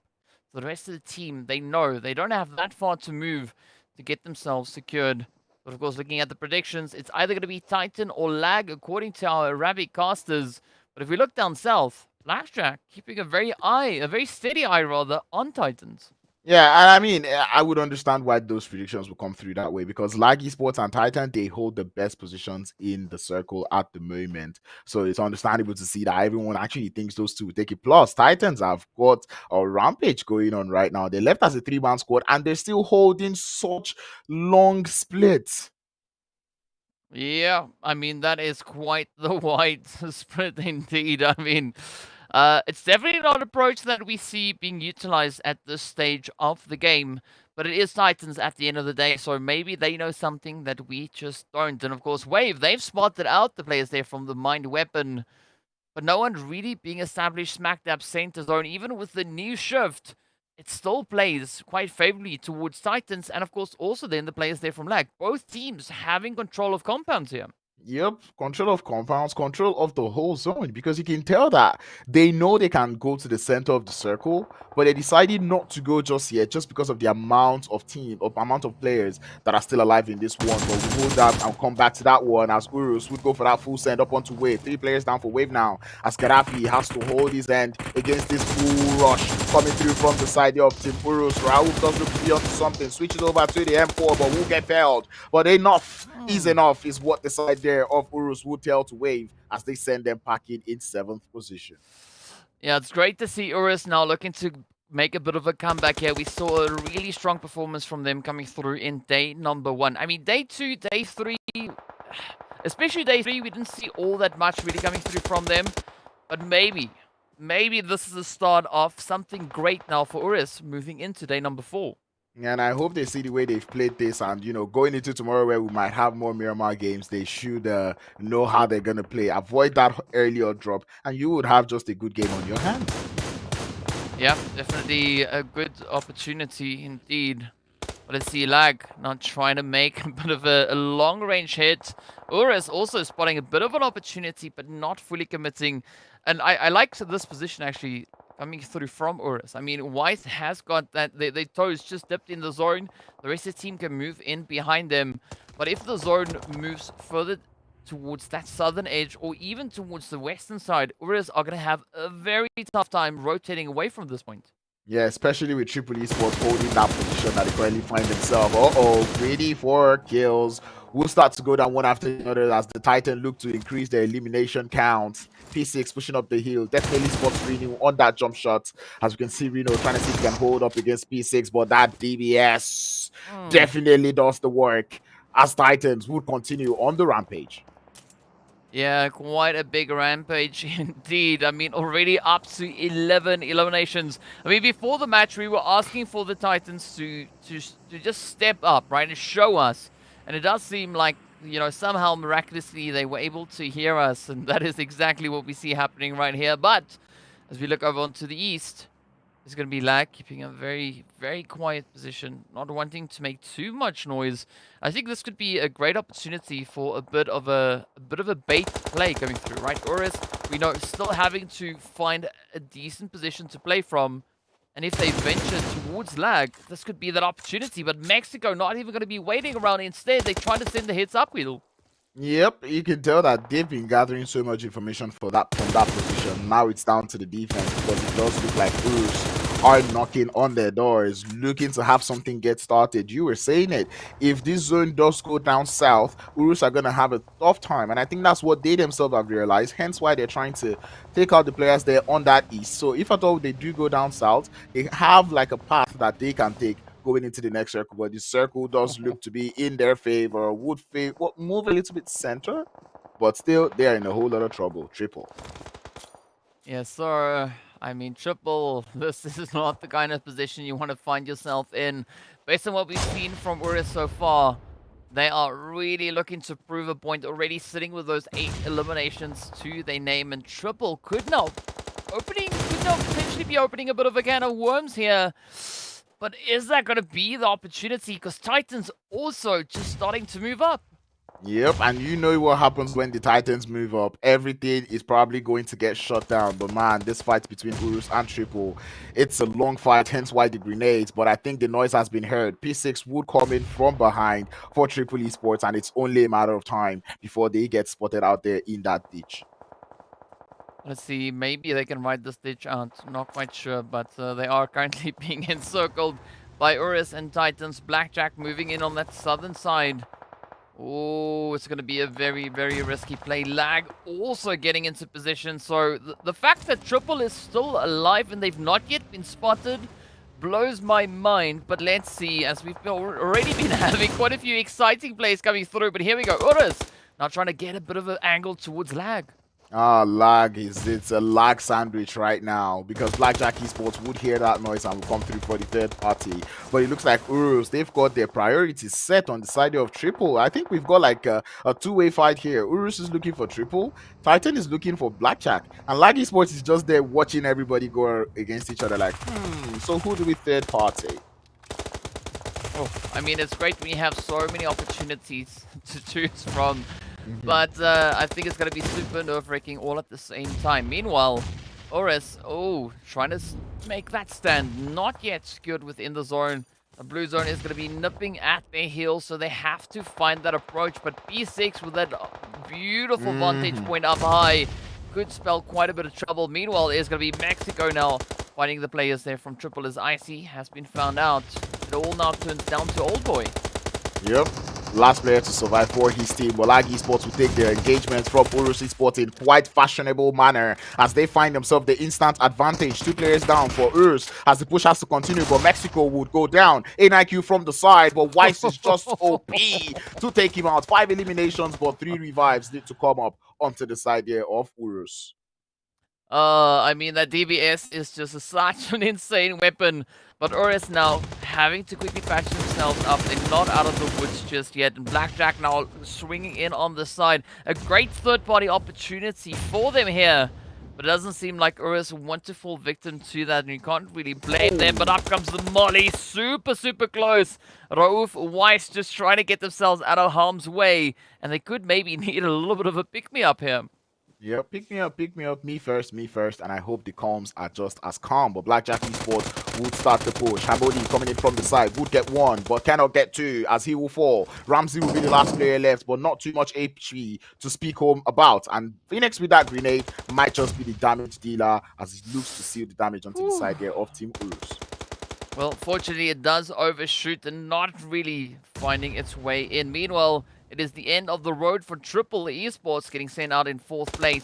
Down to the final 3 teams it is. It is a 3v1, maybe 2 now. But look at this. URUS not going to be backing off of the fight just yet. Instead, trying to assert themselves, but the shots connect on through, and that is Titans just absolutely obliterating them. 13 eliminations up onto the Titans. Yesterday, we saw Blackjack Esports be the team to stand in between them and the winner chicken dinner. Would Blackjack be that team once again? As we see them trying to grab those revives, Titans will lose 1 more intake, but it's not going to stop them. Puncher wants to go for the revives, but man, P6, he has such a paramount position in the circle. Oh, let's see. Is they going to come in clutch, though? I mean, Titans just looking absolutely phenomenal right here. But MG, as we saw, Mr. Aquaman, not one to discount at this point. But P6 getting quite a bit of attention being shown in their directions. The shots come driving on through. But Blackjack need to find that next approach. They need to find the angles if they're looking to take down the side of Titans. And of course, Titans reduced down to 3-piece. So Blackjack definitely having the numbers advantage. But Titan, they have the elevation working in their favor. And now this could be it all turning on its head. As the shots connect on through. It is down to Teak and Puncher, the two remaining hopefuls for the side of Titan. But Blackjack holding on strong and looking so relentless. Grenade onto Zik would slow them down a little bit as Hamodi and MG looking to come in from that right-hand side. For Titans with the grenades, they will be doing so much work. Phoenix is still down for the side there of Blackjack Esports as more grenades will begin to land. Zik would also go down to the grenades. And this is what we love to see, the grenades in action. And Titan Gaming able to even the tides now, as it's now a 2v2. Make that a 2v1 probably, because that nade would connect up onto empty and another nade to finish things up. Titans, they are awake. Miramar is their map. Yeah, we said this before, right? Titans being a very strong team when it comes to Miramar, and they did not disappoint. I mean, overcoming the odds. They looked like they were finding themselves in a very sticky situation, but they just rode it out. It clutched it. Titan, with that, secured themselves that glorious winner with a chicken dinner. But of course, Crowns, I mean, we've been waiting for a team that secures over 15 points in the eliminations to also unlock that winner chicken dinner, and Titans now did it. 17 elim chicken dinner, the highest one that we've seen so far in this season of PMPL. Yep, and it's going to be pretty hard to beat. You know, we put the challenge out there yesterday. Who is going to do it? And the Titans are like, you just woke us up. We'll do it on our favorite map of Miramar. DK, 2 games in a row now where we're seeing throwables be used more than you know, the weapons. I guess the teams are just warming themselves up for Vikendi, right? I guess that's what's happening, right? They know winter is coming. They need to prep themselves and already getting a little bit of that practice in to see what they'll be able to do once Vikendi comes around. But I gotta say, a super exciting action coming through in game number 2. Let's take a look at a few of the highlights.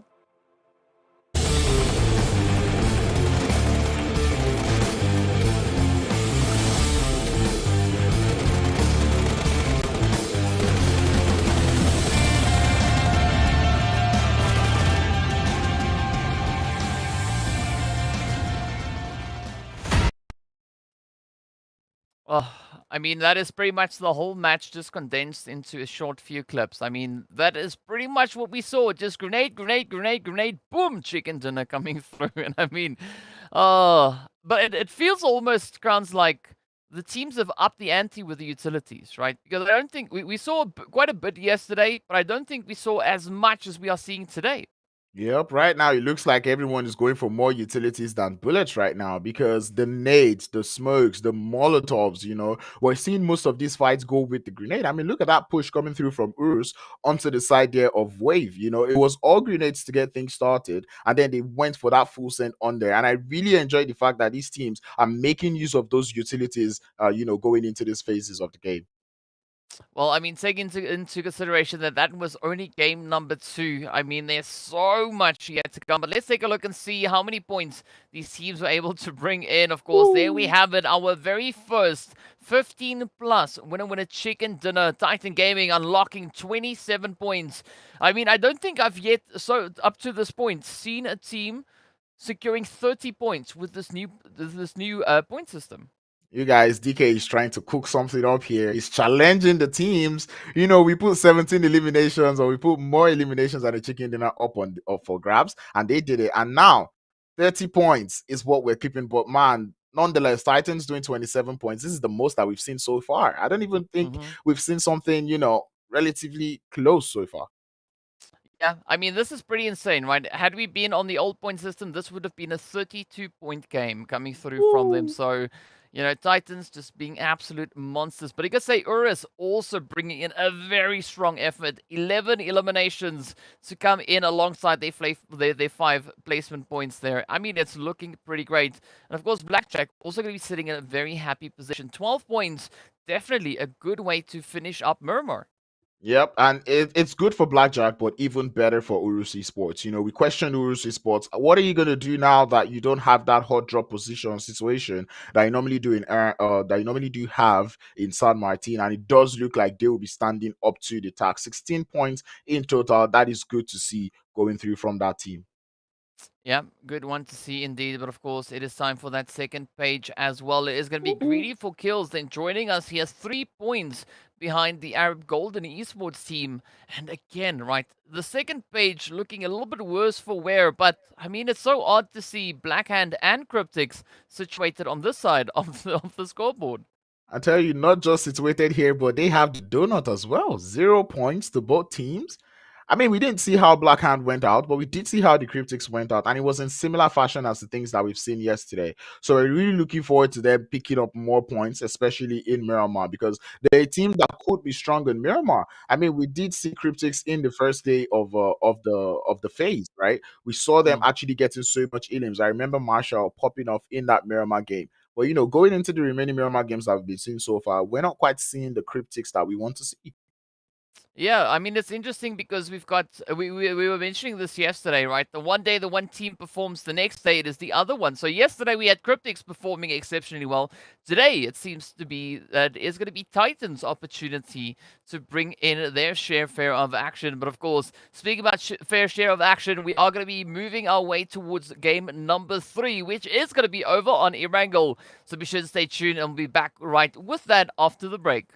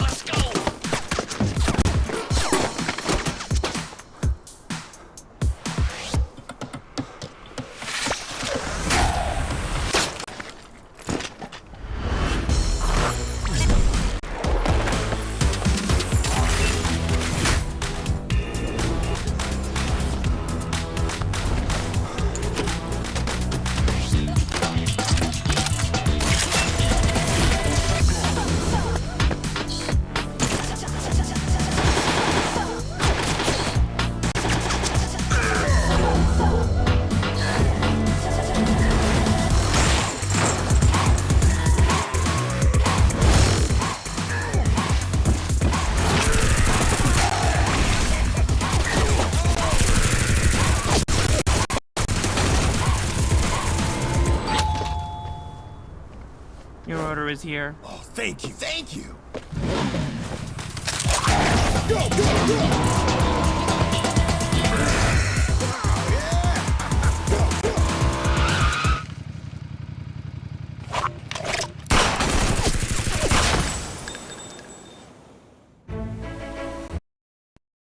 Welcome back to the PUBG Mobile Pro League Africa Spring 2023 season, of course. The day is just starting to heat up. I mean, we are just seeing action all over the place. And Grounds, I mean, the first 2 games being absolutely exciting with a glorious chicken coming through from Titan Gaming in this very last match. But as we know, moving towards match number 3, it is going to be time for that back-to-back Erangel swing coming through. And I'm curious to see what the teams are going to be doing here and who's going to be that next one to rise up and take the torch. Yep, I'm looking forward to see that one. I was going to point out that Titans in that last game actually did exert revenge on two teams. We saw Arab Golden take them out in the first game of today, and they took Arab Golden out in this game. We saw Blackjack snatch away the chicken dinner from them yesterday in the final game, and today they snatched away the chicken dinner from the side of Blackjack Esports. So they did not just win it in the end, they did it in style. Well, here we go. Speaking about style, curious to see now what this flight path rather is going to be bringing through as the teams continue to go about it. Of course, now it is all the way up in those northern reaches where we see the flight path currently being situated, and this is going to be a very interesting play as we've not really seen all too much from this kind of challenge coming through to the teams. Yep, but one challenge that is coming through to the teams would be RUKH Esports because they are back in action for this game. And we know that team, whenever they show up, they've got the consistency to talk about. So yeah, seeing them come back into the game this time is going to be nice to see. I feel like they'll be gunning back for their number one spots, given that Black Hand is not in this game. Well, I want to see both these teams, of course, I want to see Blackhand also dropping up into Uchesnaya and see who will be the one to reign supreme right then and there. But yeah, being a little bit more of a northern approach here, it is going to be limiting the teams, especially moving further down towards that southern side. So I think it's going to come down to what this first phase will bring in. Is it going to push there? Is it going to stay up north? Because I think that is going to be the deciding play, and it goes down south, right on towards the Sosnovka military island, and the majority of the playable area is water. Well, the majority of the area in the zone is just water. DK, they say the military island is the same size as Livik. This is literally a Livik game, if we're to say something, with 64 players in it. I really want to see how these teams will play. And given that some things have not landed, we'll start to see that switch in landing location. But hang on a minute. Hot drop situation as Mo Esports getting pushed by the side there of the world of battle. They're not happy about that one player they lost. And they'll be able to even the tides as they will take out one side there of Mo Esports. Yeah, the world of battle now putting them in a world of trouble as they've rushed in, just laying waste. And, well, I mean, the world of battle paying the price, right? Losing one player along the way. But Mo Esports definitely looking to be on an equal footing here. Both sides having that fair trade. But again, Mo, I mean, look at this, right? They got VISTA also just hanging around in the vicinity. And I'm not quite sure what Hainsey is going to be able to do with a VSS and a Uzi. I know there are a couple of people who would like that VSS, silent weapon, takes out anybody. They probably wouldn't even know where you are till they've touched the floor. Speaking of touching floor, CRYPTICS though would be touching floor, and Lazy Boy would be touching the lobby as he does get taken out by the Smash team. And now we already begin to see rotations coming in through. Some teams have not even looted up. They're just heading straight to the military island because they know that the one place you need to be right now is that military base. I'm curious to see who's going to go for the bridge camps on both sides because Raad, Wave, Titans, everyone already finding their way to the military base. Yeah, I mean it's not 100% confirmed that we are going to be moving down south, right? There's like a 99% chance of that. We have seen the zone take a little bit of a U-turn and go in the opposite direction, but you can't really fault the teams for making the calls that they've made right here, and getting yourself into an early position, an early setup down south is going to be a very viable play to go for. But there we go. Mo Esports now getting down to business as they find yet another elimination. And all they're going to do now is just continue here, right? I mean, they've got so many great opportunities where they build up a little bit of momentum. And it just feels like they lose a little bit of sight along the way. So hopefully we can see them now just keep it together and keep on pushing. Yeah, I really hope this would be the start of a wonderful game for this idea of Mo Esports because they really need it. So now getting two eliminations to get things started, maybe that momentum would be set for them. But I mean, it's kind of painful when you now think about it that the one game where they're looking to probably have the good momentum happens to be a military island zone, Well, as we know, right, military island we saw a little bit of that action come through in day number 2 as well. So I want to see where this one will go. But our Smash team, they're going to be taking the plunge over on towards that western bridge, completely unopposed. But Mo, I think, yeah, they're trying to play it a little bit more cautious. Surprisingly, we see Bum Bum all the way up north, and again, they're trying to play it very, very segregated here, as Hainsley also then gets very swiftly dealt with as Mozoro steps in. Right. Mozaro, what have you done? Why did you do this? Such a good start for the side of Mo Esports, but it looks like that will be coming to an end out here in the Reigns area, as Mozaro would be here to get that flush up onto Hansley.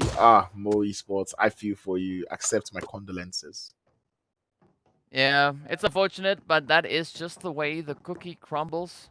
Of course, Mode's still holding on to 2 players, but if we look down south, I mean, Titans, they've moved over in towards Novo, and they've just taken control, right? So much so that there's nobody else even close to them. They have full access to this area. They can go about their looting business. But if we look down over in towards the military base, this is where we see Arab Golden and Raad getting into a little bit of a dispute with Once now getting found out and finished up. But Hazem can have a bit of a visitor now come knocking on their door. Yep, the hot drops have just been defined. Right now, it's as if everyone just landed. So now we're just seeing the hot drop. Raad and Arab Golden will be going toe to toe. Broly is down for Arab Golden, as Raad will still remain as a full squad. Hazemdo is prepping this grenade. Might be a good one. Sends it over to the stairs, does the damage, gets the knock, and Rugal will go down. 2 knocks found for this idea of Raad, and the instant thirst to follow suit, giving them 2 eliminations to get started. I mean, that was almost effortless, right? Just such a comfortable, like a slam dunk with the nade. It's like, whoop, there it goes. Nothing but air, and then it gets the knock. But it's going to be Raad now moving in with a very aggressive push. I mean, 3 players on the one building with the game. Now, just trying to come through. Up we have it. Is Quality just running outside. And again, a load of that bait and switch. And up they come from all directions as the knock is secured. Oh, that is 3 down and 1 more to go. And Broly not having the best health. You know this strategy called the JP strategy, as he tries to leave the vicinity, but he will get taken out by Raad as they're not having any of it, sending them straight back into the lobby. Talk about a play coming through from Raad. And like you said, it's almost effortless. Like it's almost like they had not much work to do, to take out the side of Arab Golden. I mean, that's scary at the same time as well, but what a play coming through here from Raad. Now they can sit back for a little while they wait to see who's going to come knocking on their door again. I mean, RUKH, they're venturing pretty close towards that southern edge. So there could be a little bit of something just around the corner. Meanwhile, Aquaman here going for a little bit of a push in the classic, looking for that next position, and maybe they could find something. But seeing that it's over on towards Military Island, I mean, we could maybe have Aquaman going at it yet again. Yep, hopefully he doesn't want to swim though, but we do see rotations coming through from a couple of teams. Greedy being one of those teams, they did rotate all the way to the military island. They're out there on the southeastern edge, as you can see. Virtual Gaming Squad also opting to go for that rotation, and I think the same thing can be said about the Mind Weapon. And it's good to see that all of these teams are actually exploring the different options that they have to get into that circle. But DK, the circle moves further south. Oh, Aquaman, where you at? Come on. That zone has got your name written all over it, but here we go. I mean, we said we wanted to see excitement today, and it feels like the zone listened to us because that is exactly what we have. Of course, now it is going to be Smash Team just sliding up and down the bridge, as one does when you are camping and waiting to see who will be daring to venture across. But, of course, the World of Battle having a very similar idea right here. Yep, and it does look like a load of teams are looking to consider that Western Bridge, which is going to be so choked up as we start to see a couple of teams approach, Blackjack Esports, Triple Esports, the World of Battle currently on the bridge, and Smash Team on the other side of the bridge, but Triple will take a quick detour onto the side of Blackjack as Hamodi will fall. Same thing would be said about Phoenix, Zeke having to drive off on his own, looking for another route into that circle. Oh, but it's a heavily congested western bridge that we are looking at just ahead of them, and I'm curious to see who's going to dare venture across the bridge and who else is going to be opting for a little bit of that drink, as we know, right? If you move in, there's only one way through, right? You have to mush, yes. Push straight on forward. But here we go, the world of battle, they're not going to be doing anything except creating a little bit of mush as they now try to pick up the shots, but up comes Thor just swinging that hammer. In case anyone is wondering, what is mush? It means move and push. You know, when you move and push, you mush. And that is exactly what the side here of Triple Esports have opted to do right now. Zig the Mad Driver will get removed from that buggy as he has to hit the deck, but the breach campers would complete the damage already done by the side of Triple Esports. As Triple Esports try to find their way, Icy down to a slither of HP would get removed, but the cover fire would ensure that the side there of the world of battle would not emerge victorious on this breach camp. I mean, this is a brutal fight that we are seeing here, and I see just getting uprooted as they try to push across, but up comes the rest of the team now, as we can see Old Boy taking the plunge alongside Thor for the opportunity, but down goes Thor, and Old Boy also hot on their heels. Are they gonna follow, like, suffer the same fate? Oh, Smash already with the hits. Yep, down goes Old Boy, and now things are really starting to crumble here for Triple. Yep, Triple Esports definitely thought the World of Battle were the only team going for the bridge camp, but it looks like Smash team are popping out of the box. You know what we say? Oh! Yes, we do say, oh! Oh, we do say it. Pulling the rabbit out of the hat, but talk about a trace. I mean, there's some pretty hot and heated action just unfolding here. Mo Esports also now getting sent on their merry way. But again, Smash looking so phenomenal on this bridge. I mean, they've been causing so much carnage. They don't have the craziest amount of eliminations, but still looking pretty strong, as we can see Ban now just looking to retreat, just strengthening their numbers back on that safe area. But the blue zone has moved on, and it is going to be moving on in the next 30 seconds or so. I tell you, and I cannot wait for where that zone will shift to. And that explains why the guys there from Smash team already retreating, leaving only one player to hold on to the bridge, watch against the side of Triple Esports. But man, this bridge has still got a couple of teams trying to cross. CRYPTICS are still on the mainland trying to cross to the other side, and they're looking at that western bridge also. VST also looking to cross from that side, but they will get taken up by Triple Esports, who have already increased their elimination count up to 6. But DK, did you see where the zone just go to? Yes. Can anyone say south? South. It just keeps on keeping on. And I mean, again, half of the zone is water, right? So before the shift, it was half the zone. Now it is still half the zone. And I mean, Rad and Wave looking pretty decently set up. But here we go now. Smash just trying to capitalize. And that is exactly what they do as they double down and pick up even more eliminations. But CRYPTICS, being the next potential victims here, they also have to try and push across. You see, I love your choice of wordings there, being victims, because to say the least, Smash team have executed a perfect breach camp. This was perfect. Like, they took out teams who were trying to get on there, and they did not leave there losing any player. This is wonderful to see coming through from them. But anyway, we start to see CRYPTICS make it into the circle. They are lucky though, by the side there of Smash team already making it on into the zone, because if not, they probably will start going out one after the other. Yeah, and this is where things start to get a little bit dangerous, right? You need to try and push and get out of this blue zone, because beyond the third stage, the blue zone waits for no one. It is not a very feasible place to be anymore. But here we go. CRYPTICS, I mean, they could have a little bit of a safe play moving on forward. We can see the rest of the teams focus onto that southern edge of the military base itself. But the majority of the teams, they've all now kind of aligned themselves with the coastline. Yep, and that is beautiful play coming through from them. We always say it in zones like this, you cannot go wrong with the shorelines. You know, what's the worst that can happen? Someone's going to swim and try to catch you from behind. I don't think that is going to happen. But anyway, a little bit of skirmishes going up on the north and on the east, as we see the side of RUKH Esports taking a little bit of engagement with the side there of lag. CRYPTICS also making it up to the north. Please don't be nice. Oh my God, still a lot of water in play. You were saying, what's the worst that could happen? If Aquaman was still here, that is the worst that could happen. But fortunately for the teams, Aquaman has dried out now as we move on forward.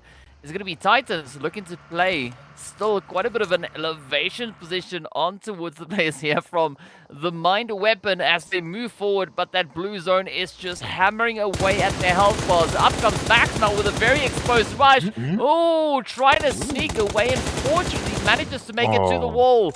But nowhere further than that, as that is the end of the road. Yep, the end of the road for him. I was about to just say, you know what, my new favorite vehicle would be the bike, but no. Well, it is tough. I'm not gonna lie about it, but here we go, right? Titans, I mean, already bringing in such a strong performance as we saw over on that Miramar game. And are they going to be able to replicate that now, moving back in towards Erangel? But again, the zone bringing so much challenges with it. As we can see, Raad and the players here from GREEDYFORKILLS trying to find a bit of an angle here, but Raad already asserting themselves within this hard cover. Yep, this is going to be a very difficult push coming through from the side here of Greedy because they have to utilize those throwable smokes and all, make a smoke path if at all they want to take this position that Raad currently is holding. And we've seen Raad in the first Erangel game. When it comes to defending their position, they know how to do it. They're already sitting on 4 elimination, which means they've got the momentum going into this fight. So Greedy, they've got a lot of work to do. Yeah. But let's see whether or not they are going to be up to the task. Raad can pose quite a bit of a threat. So Greedy needs to find a way around this. I love this off-angle potential play coming through here from Nossa. A little bit of a bait and switch could maybe be at hand. But of course, Hazem not going to fall for either of that. See Hazem now just keeping a very, very close eye. But CRYPTICS yet to make that entry in towards zone. And this is now Wave looking to capitalize as they've got themselves positioned and ready to rumble. Already CRYPTICS finding quite a bit of an opposing force as they move up. But here we go, Greedy. They've taken the plunge. How did Raad allow Greedy cross this easily? Greedy has made it into the vicinity. P6 though on the shoreline might just be the one to play spoiler onto this fight as Rawi takes a whole load of damage again, taking third party shots as Grazina would also be losing a whole lot of HP. Things seem to be going down south for Raad. Oh, wow, this is not what we were looking to see here, especially not for Raad, but I mean, GREEDYFORKILLS, right? They are going to stay true to their name. They've not yet found a single one, but they've opened up the opportunities. And Titan's going to come knocking as well. So you can see them now just pushing on forward. You've got Tegan Hunter hanging in the wing. Ooh. But those knocks, just on the edge as Rami gets taken right on down. Again, waiting on that staircase. Very patient with the angles. But here we go, the opportunity right there. Yep, and that pushing up that stairs is going to be so much trouble for Greedy, but they already look to get things started in a cool manner as they're able to stick down 2 players there from the side there of Raad, but they're going to continue with that push. It's all going to be grenades from here on out, sending it up the stairs, but the third party would be preventing Greedy from doing too much as they start to take shots from the top of the hill. Oh, come on. Who's going to get it, though? It is a very contentious play. I mean, Smash also wanting a little bit of the action here. As we can see, Ilyas just closing up, trying to see what they can make happen here. It is going to be between the side of Raad and Greedy as the push comes through. Ooh. Again, thinking they spotted something. But as we know, this is a very difficult spot to hold. And up comes the rush. Down goes again. Rhino now moving up alongside the rest of their team here, looking for the opportunity. It's all going to come down to Gazi, whether or not they'll be able to hold strong. The answer is no. GREEDYFORKILLS securing their first 3 eliminations. Yep, and they get it in style, taking out the side there of Raad. I said it was going to be a very tough push for them, but one way or the other, they found a way to make it easy for them, and that is just nice to see. Titans could have third party that fight, but it looked like they had more fish to fry, being CRYPTICS coming in from that northeastern edge. Oh, and this is what I want to see. I want to see who's going to just come out victorious here. Titans, CRYPTICS going head to head. The shots continue to fly. That is Cheek now getting traded on down as Senke rather finds the angle, finds the approach, but it is all now relying on Senke and Marshall As we know, El Chapo has been down. Oh, but look at this. Titans now in the woods. Puncher taking that mad dash, just trying to get the heck out of Dodge.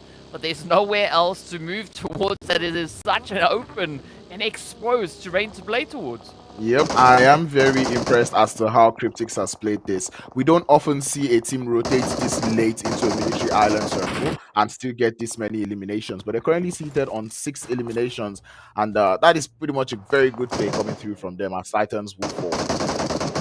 Well, here we go. It is now CRYPTICS feeling that pressure, feeling the heat. Wave is hitting up quite a bit of that. I mean, some pretty good success that they've had so far. That is Sengate down. It's now riding on Marshall to see whether or not CRYPTICS can make it beyond that fourth place finish. But of course, I don't know if that is going to be on the cards. Fortunately for Marshall, it is only Wave that has got an angle on them. I mean, we do still have the players from Greedy down on that southern side, but they're now focusing all the way over towards Smash. Yep, and Smash team currently holding a very long split. I think now is the time to condense it, especially given the fact that Elias now is getting pushed little by little. But speaking of splits, Wave have also got a very nice split going up on that north, as they would eventually find that one knock, more like one thirst, onto the side there of CRYPTICS. I mean, one knock is all you need, right? That is exactly what you need to put an end to the players from CRYPTICS there. And down to our final 3 teams we go. But look at the spread. I mean, Wave, they've got so much space to play with here. But again, Smash and the players here from Greedy, they've already been able to position themselves on these cliffs. And I think that could be something that's really going to play in their favor. Yep, it has to play in their favor. This is a 3-way fight, 4v4v4. All 3 teams still have 4 players alive, which means they do have almost equal chances. But you've just got to admire the amount of space that the side here of Wave are able to accumulate, right? And you can just see them going all around the circle, trying to see where they have players, where they do not have players, gathering information in order to head into this final fight of the game. Let's see what it is going to be. Of course, now everyone in a bit of a standoff, especially on the southern side, right? Smash, they don't want to give it up, trying to play that 3-1 split. Greedy going for a 1-1-2 split. So both teams taking a slightly different approach here. But I mean, Wave, they just doing whatever, right? We've got the one knock and Gaddafi now all the way over on the western side. We got a Hemo just chilling up in the little shack here. And of course, Petrox also just sitting on Senkei's box, at least for the time being. But once this next shift comes in, which is only 2 minutes away, I mean, these teams are just going to be clustered together. And who knows, maybe it could yet again stay towards the water side. Yeah, and I'm pretty sure those 2 teams by the shoreline would appreciate such zone shifts. But man, the zone shift really will dictate where this game goes to next. Do you see Wave Esports already making it into the circle slowly but surely? And I feel like it's only a matter of time, right? They've gathered so much information. Now will be the time for them to start to pick which side of the zone they actually want to fully commit to, you know. And it does look like they might be going for that eastern edge, provided I'm not calling it too early.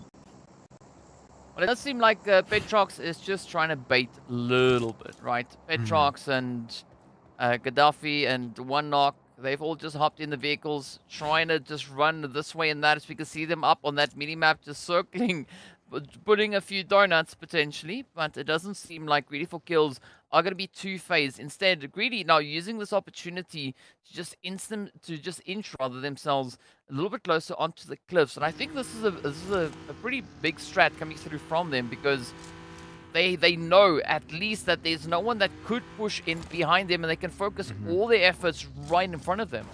Yep, and I'm looking at the way Wave Esports is playing right now. They're already playing like a team that has like 10 eliminations, but they only have 3. And seeing them just driving around the circle just shows like they're exploring all the space that they have currently. And Smash Team, I like the fact that they've decided that regardless of all the things that Wave Esports is doing in the circle, we're going to continue to place our focus on the side there of Greedy. You can just see them just keeping that close eye on Greedy for the time being on that shoreline, because they understand that that is one team that could serve as a major threat for them going into this final phase. But I can tell you, if that zone moves towards Greedy, that's going to be it, right? That will be it, and it's going to be pretty difficult for Wave and Smash. But let's see where it goes as we are just a few moments away to have that revealed to us. Of course, it is going to be an opportunity Smash. now, and that zone actually moves kind of to nobody, right? It's now centered up between Wave, Smash, and Greedy, so they all have to venture forward, and this is going to be a very exciting play. Yep, Smash already losing one. The side there of Greedy, definitely aware of that. You can already see them looking towards that position. But Wave Esports looking to grab their thirst. Looked like driving around deep playoff for them. They were able to go for that bait. Or maybe it was actually a different bait that the side there of Wave Esports were looking for. You know, going for that bait of, let's make them think we're not in the circle. You know, and the side there of Smash Team looking to grab that position. Definitely push them onto the end. Petrox and Himo, though, looking strong in the center of the circle. Yeah, they are looking pretty strong, pretty confident. Not quite sure what's cooking on the side here. I mean, Gaddafi, one knock. I have to agree. They definitely do look like a team that already has 10 eliminations to their name. So I love the confidence being shown here by Wave. But is that confidence going to serve them? Will they be able to capitalize on that moving into these last few stages? Because there's only 2 left. Once we hit stage number 9, there's no more zone action that is going to come through. But instead, Greedy make a very interesting play as they move in right onto Smash, picking up Ilya. So that is 1 down. And now they have quite the controlling hand over Smash. Send it. That is what they've done. But Smash able to get a little bit of an advantage as they're able to take down 2 players from the side there of Greedy. Are they going to go for the full send? One player would drop from the buggy as the full send would come through partly. And this is not the play, Smash. They've allowed the side there of Greedy to get their revives back up, and Zoxy, the man on the front line, would prevent them from pushing any further. Danzo will get taken down, but the elimination will get stolen. Yeah, that's going to be Wave coming through with the third party, but now it all is riding on Black. Last up comes ahead, and Zuxi says, thank you so much for coming. But I think it's better you go back to that lobby, and of course it is now that final showdown, a 4v4, Wave versus Greedy. Greedy holding on south, Wave holding on to the north, and the zone is yet to be revealed. Let's see where it goes. Oh, it centers up in favor of Wave.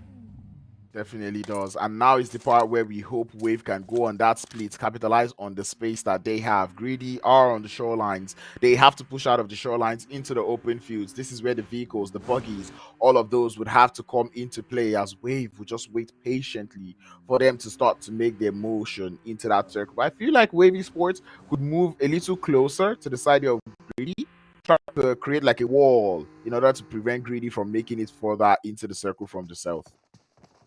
Yeah, but one thing that I don't want to see here for Wave is that approach that they were taking in the previous 2 stages.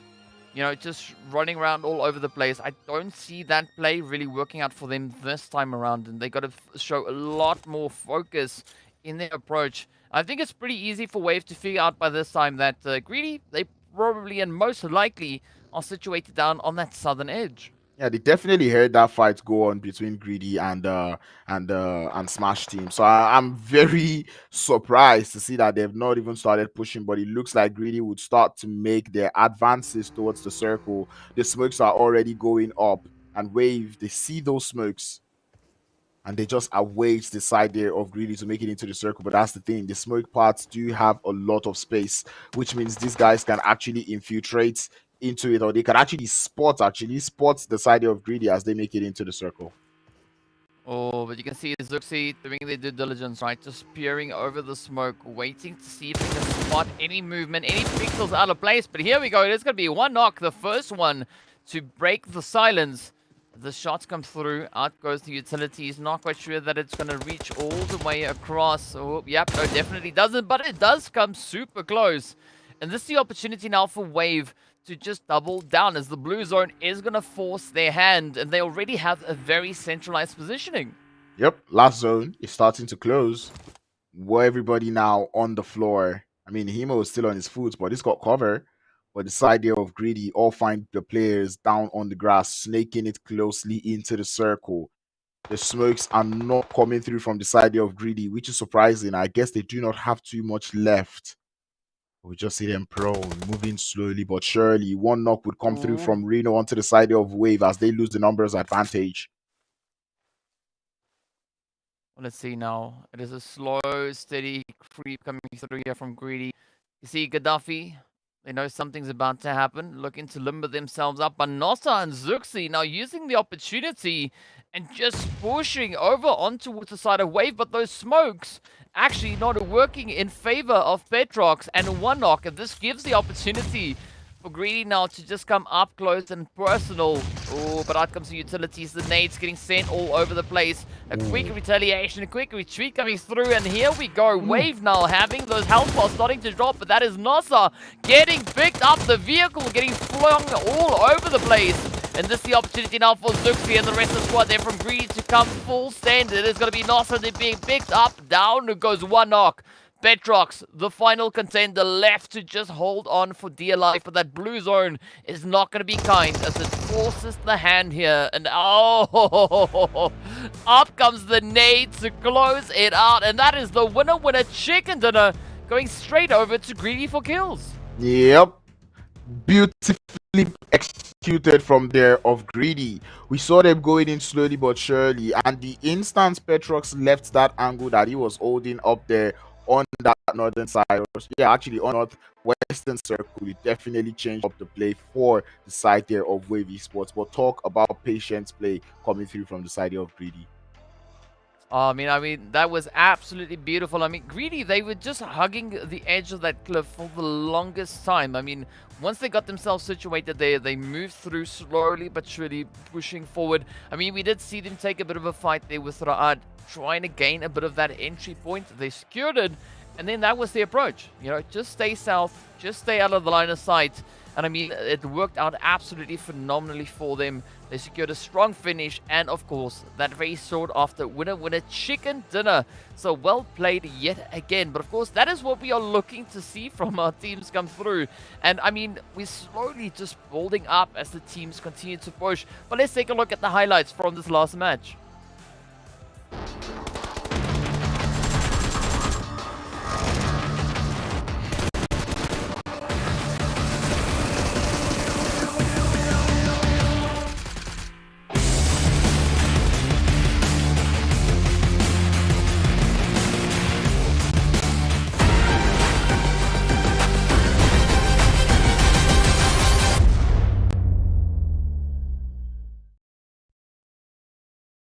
Such an aggressive performance coming through from Greedy. But I mean, I think that was also quite interesting to see is how that vehicle just decided, you know what, this is not where I want to be. I'm just going to jump out of the way, maybe go sit outside of zone. You can shoot at anything else except me. But yeah, I mean, Greedy picking up a very well and hard-earned winner chicken dinner. Yep, and I'm about to say this. This is the third game out of 3 where we're seeing grenades doing the final blow. The terrible usage, Africa, I'm loving it. 19 points on the side of Greedy for kills. They are onto something. Yep, definitely are. But of course, as we can see, the eliminations looking not as insane as we saw in the previous games, but it's still a decent showing here. Greedy sitting on 9, we got Titans sitting on 9, and then we got 4 teams sitting on 6 eliminations apiece. So that is Triple, CRYPTICS, of course, Smash, and the side of Wave. So a way more distributed count with regards to those eliminations, even coming over on towards the second page.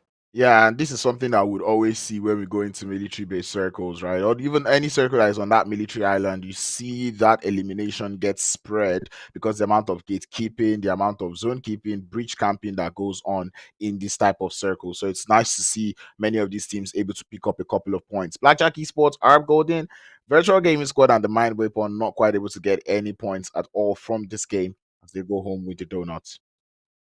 Yeah, a quick stop over at that donut shop is not always a good thing, but either way, it is going to have to happen at some point, right? Seeing that we've had such top-heavy performances coming through from our teams making into those last few stages.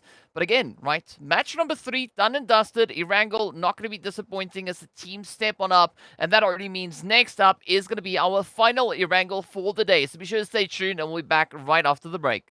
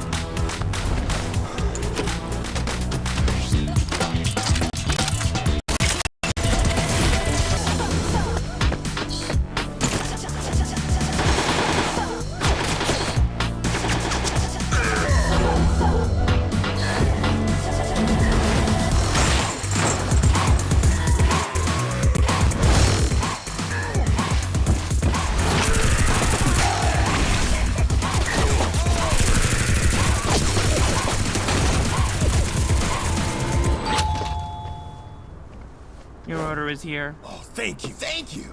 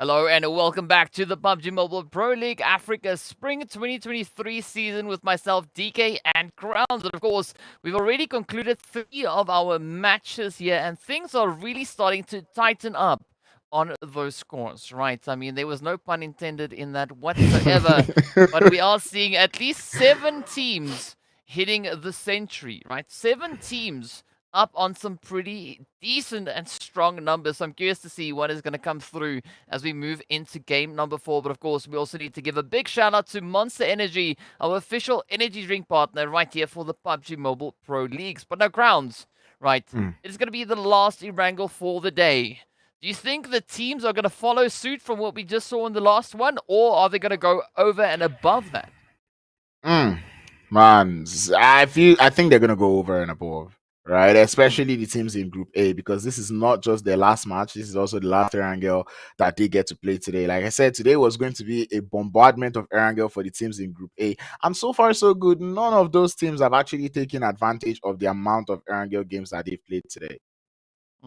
Yeah, I definitely have to agree with you. I want to see one of the Group A teams stepping up and potentially, you know, having a little bit of that chicken action coming through. Of course, if you're not familiar with the Group A teams, that would be our Golden, CRYPTICS, the Mo Esports team, as well as Wave. So maybe it could be just around the bend. Maybe this could be the game in which we see either of them taking it. I mean, I wouldn't say no to a Mo Esports win a chicken dinner. Me neither. I would actually take it with open arms if Mo Esports are able to grab themselves a winner chicken dinner going into this 4th game of the day. We did see them start well in the last game, but unfortunately the run had to come to an end. But I look forward to maybe that would have been enough momentum for them going into this next Erangel game. But I'm pretty sure every team here will be hoping they do not get that military island finish again. Well, I mean, yeah, I think one little bit of melee action is probably enough, right? One healthy dose of melee action like we just got, I think that would suffice. I say maybe for this time around, maybe something north or central. That could be quite exciting to see what the teams are going to be bringing through. But of course, as we know, we are going to be jumping on the plane to see what that flight path will bring on through. So without any further dilly-dally, let's get in and see what it has.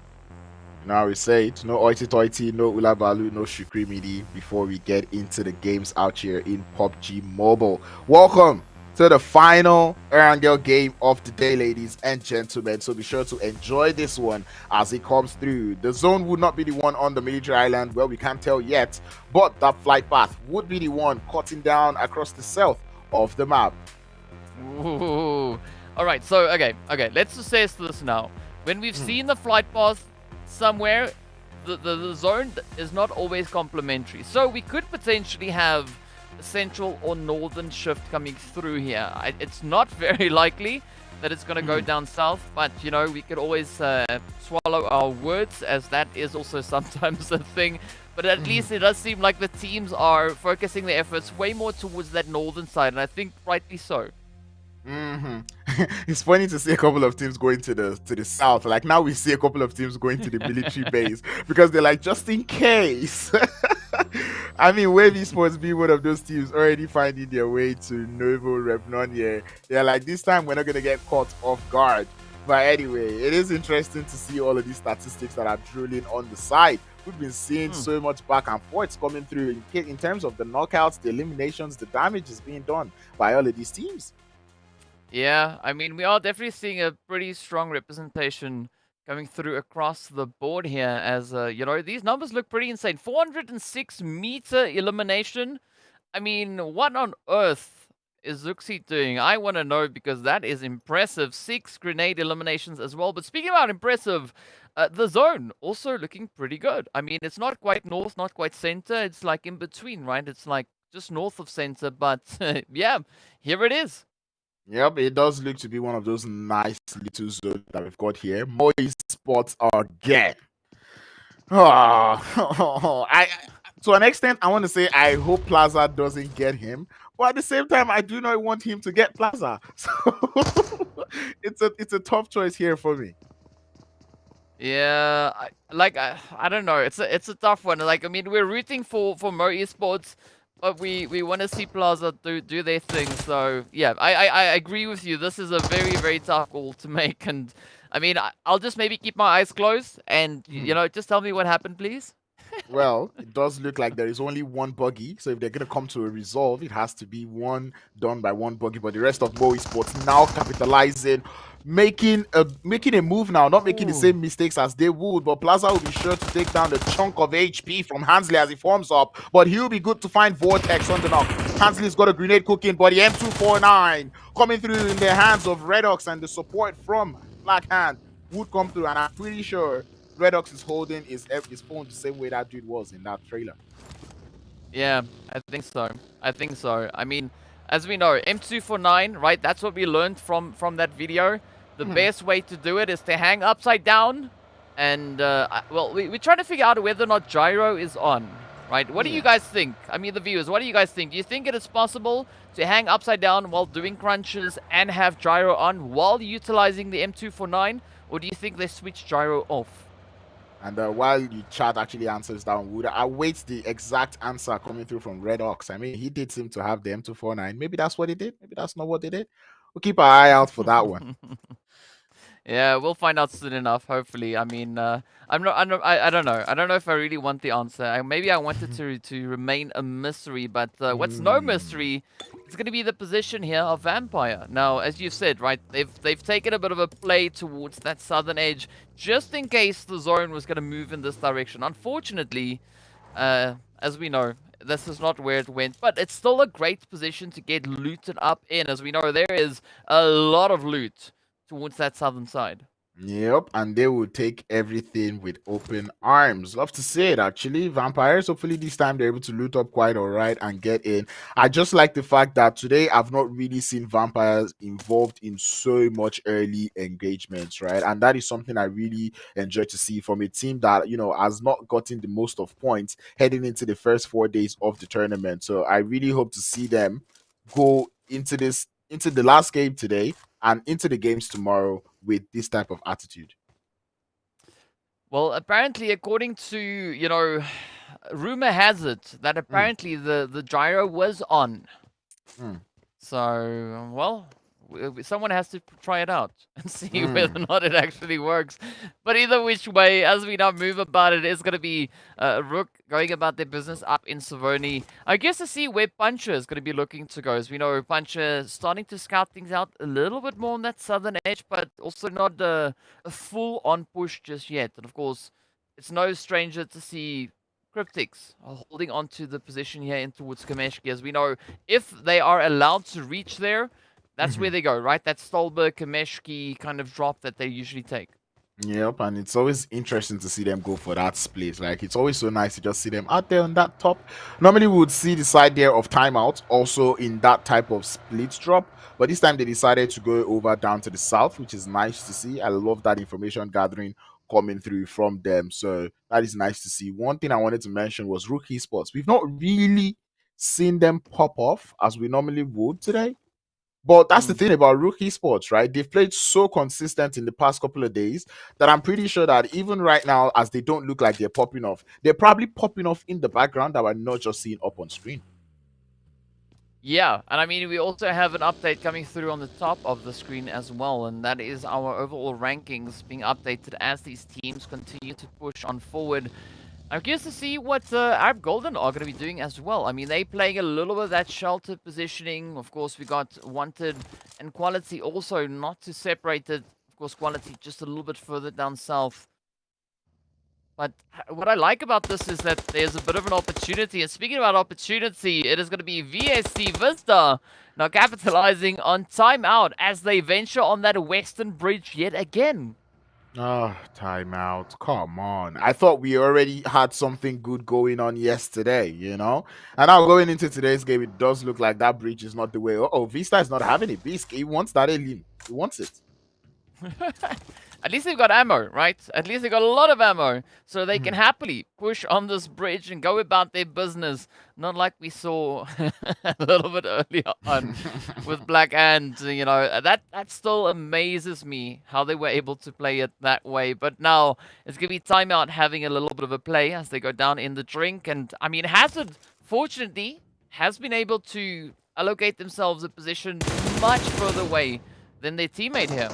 Yeah, he knows. He definitely knows. And Kakao will be the one to seal the dealing shots up to Abdullah as is out there in the water. I guess that's going to be timeout, having to survive with just one player till the end. And we know with this current placement point system, it's not the best. It's not ideal to have just one player heading into the later phases of the circle. Ooh, but speaking about ideal, it does seem like the vampires are now coming under fire here as Wave move on through. That is Yazan, Stop, and D3S now just trying to at least put up a bit of a defensive play as they are yet to secure their footing in the zone. But here we have it, the utilities are out. Where will it go? Will vampires be able to bounce back and maybe push through Wave? Yeah, I guess I jinxed it. I was just saying I was glad to see Vampires not involved in so much early engagements, but I guess they're like, no crowns. We love to take that engagement. The zone is going to go further north. So all of the teams out here on the military island need to get out of here as quickly as possible. And these are the points where I start to ask, is it worth it? You know, this is the points where you're just like, you know what, we'll leave this fight, disengage for now. If fate would have it, we'll mitigate in the circle. If not, well, I guess that's a GG.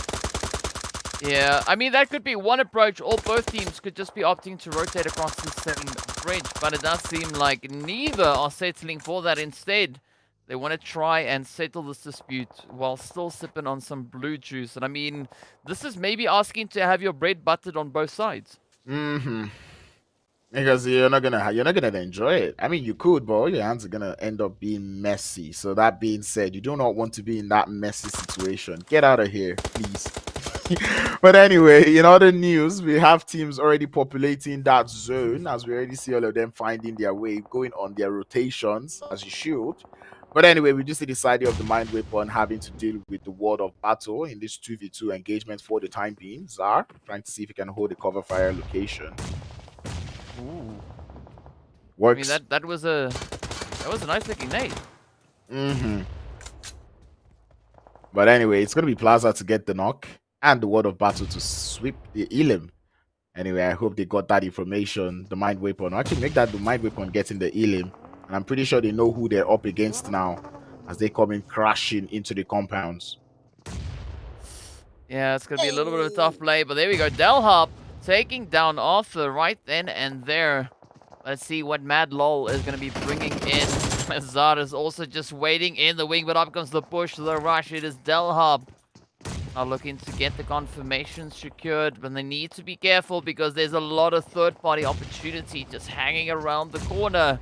But Madlol now pushing up into the attic. Mohammed also trying to get a little bit of that elevation going here. But look at this. The mind weapon. I mean, oh, up they come. Azar finds it, and that S12K now just coming in clutch. But again, it is Mohammed coming through with a little bit of that retaliation. Yeah, but he's going to be the last player left, unfortunately, for his team, having to deal in this 1v3 situation that he finds himself in. Grenades down the stairs would not help his matter in any manner, as the revive would come through on the mind weapon. They will continue on this push. Mohammed, though, he still got that nade in hand. looking to just toss it down. Oh, the mind weapon, they do it better. Azar will send his own grenade to send them packing and out. Back in the background, we saw the side of Black Hand taking an engagement against the side of RUKH Esports. It did look like it ended drastically for both teams. Definitely not a surprising result from such an engagement. Both teams being very strong teams, and you could tell that if RUKH Esports is going to go out, they would not go out unscathed. Yep, and it is kind of now down to what is going to come through in this next shift as it does tighten up on itself. And here we have CRYPTICS moving through on the north. I mean, is that Black Hand down to only one? Is my eyes deceiving me, or is that the truth? Yeah, it is only Koa that I believe is still alive. And I mean, we know Koa, super capable player. Maybe this could be that opportunity for Koa to pop off even more so. But Ab Golden are going to be looking to capitalize a little bit here. They've got control of a little bit of that hard cover and now just reaching in, trying to see what havoc they can cause. Yep, we saw them yesterday play so well on the defense. We've seen them today play so well on the attack. And right now they find themselves in a position where they would have to defend a lot. So I'm looking forward to them playing this defense in such a nice manner. They will be looking for that solo player there from Blackout. From Timeout. From Timeout. But speaking of Blackout, I was going to make a note on Black Hand having only one player left. And like I said, I don't think you go in a 4v4 fight against RUKH Esports and you know you don't lose so many players. That is definitely what happened out there. Yeah, it's a bit tough, but that is just the way PUBG is. Now it's gonna be El Chapo just venturing up in towards the zone. Up comes Smash alongside the players here from CRYPTICS, and things could get a little bit spicy here, but it does seem like Smash, they are pretty much focused on getting towards that bridge, and that could spell a little bit of trouble now for Koa, as CRYPTICS also come heading in the exact same direction. I think Koa might be tearing a page out of MG's book, or sorry, out of Aquaman's book. Because him being on that bridge, I think he's definitely under the bridge, just having a little bit of a swim. You know, I think, and it's the same bridge, the same water. I think the teams have to realize that that water is not a hot spring, right? It is a lake. Yes, but definitely one thing that you don't want when you get to that bridge is to DC, right? You could maybe just marvel at the amazement of the bridge itself, but definitely you don't want to DC. But either which way, here we go, as Vista and RUKH get into a little bit of a little bit of class that is in session. But is it going to be Kakao that is going to be able to drive that shot in, as RUKH make their way in and they've really started to spread out? Yep, I'm enjoying the RUKH I'm seeing come through today. And I really hope they can continue showing me just how well they can play going into the remaining games here. But going against a formidable opponent like VISTA Gaming, you know, like it's a whole lot of work cut out for them. Well, let's see what Vista is going to bring on through. I mean, they're still knocking at the door, but nothing has been decided. And Mozaro is yet to join and bring in that extra bit of reinforcements. Maybe that is exactly what they're waiting for. Zoro now centers up in favor of Arab Golden. But I guess to see where CRYPTICS are going to be going, because it does seem like they are instead opting for the bridge, and they don't want to see what Koa could have in store for them. Yep, I like the fact that they're going more for that bridge up more on the north, deciding to get into the circle out there from that eastern side. Of the eastern side would be a very nice play coming through from them. But man, with the way this zone is centered, I'm looking at the mind weapon. They kind of have a good spot. Yeah, they kind of do.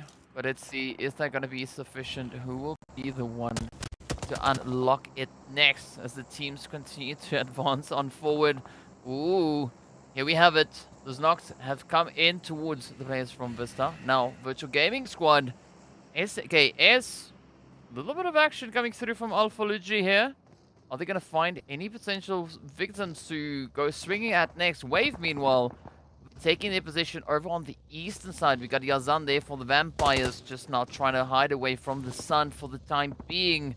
But it's still going to be a very difficult play for these teams to make next.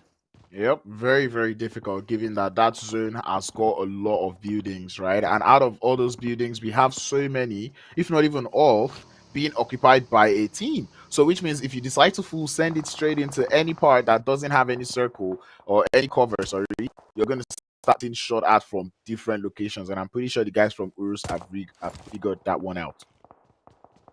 Let's see how much else figuring there will be. The mind weapon. Trying to see if they can maybe find a little bit of something. We got Hazard also just hanging around there. Paradox in the meanwhile will get traded on down. It now turns to Bum Bum to see what they can bring through. And White Boy could have a clear line of sight on towards them. I mean, Senka and Marshall also now starting to mobilize. It did seem like they were potentially waiting for Mo Esports now to make that final play. But it does seem like, ooh, Bum Bum gonna come running up. Koa's still just patiently waiting. Yep, Koa's just lying on that bridge instead of lying in the water, so not exactly an Aquaman approach, but it does seem like Bum Bum could be, maybe, just creeping up onto a very dangerous position. There is something in the water. There's got to be something in that water that makes everyone want to. But look at this position currently being held by Koa. I think whoever comes up to this position is in huge danger because you're gonna go down to the auto shotty. Look at that. I mean, it's just lying and it's just waiting. That's all it is, right? Just patiently waiting to see what will come next. There we go. The shots now coming through with a little bit of that SKS action. Ooh.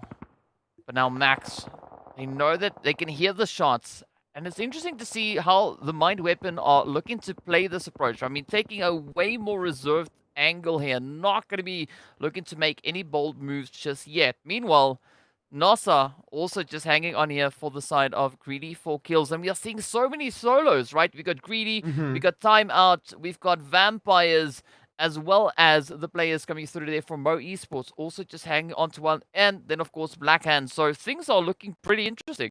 Yep, and this is setting up for an end game that would have so many spoilers because we know that is what these solo players are capable of doing when we start going straight into the end game. But it's going to be very long range engagements though.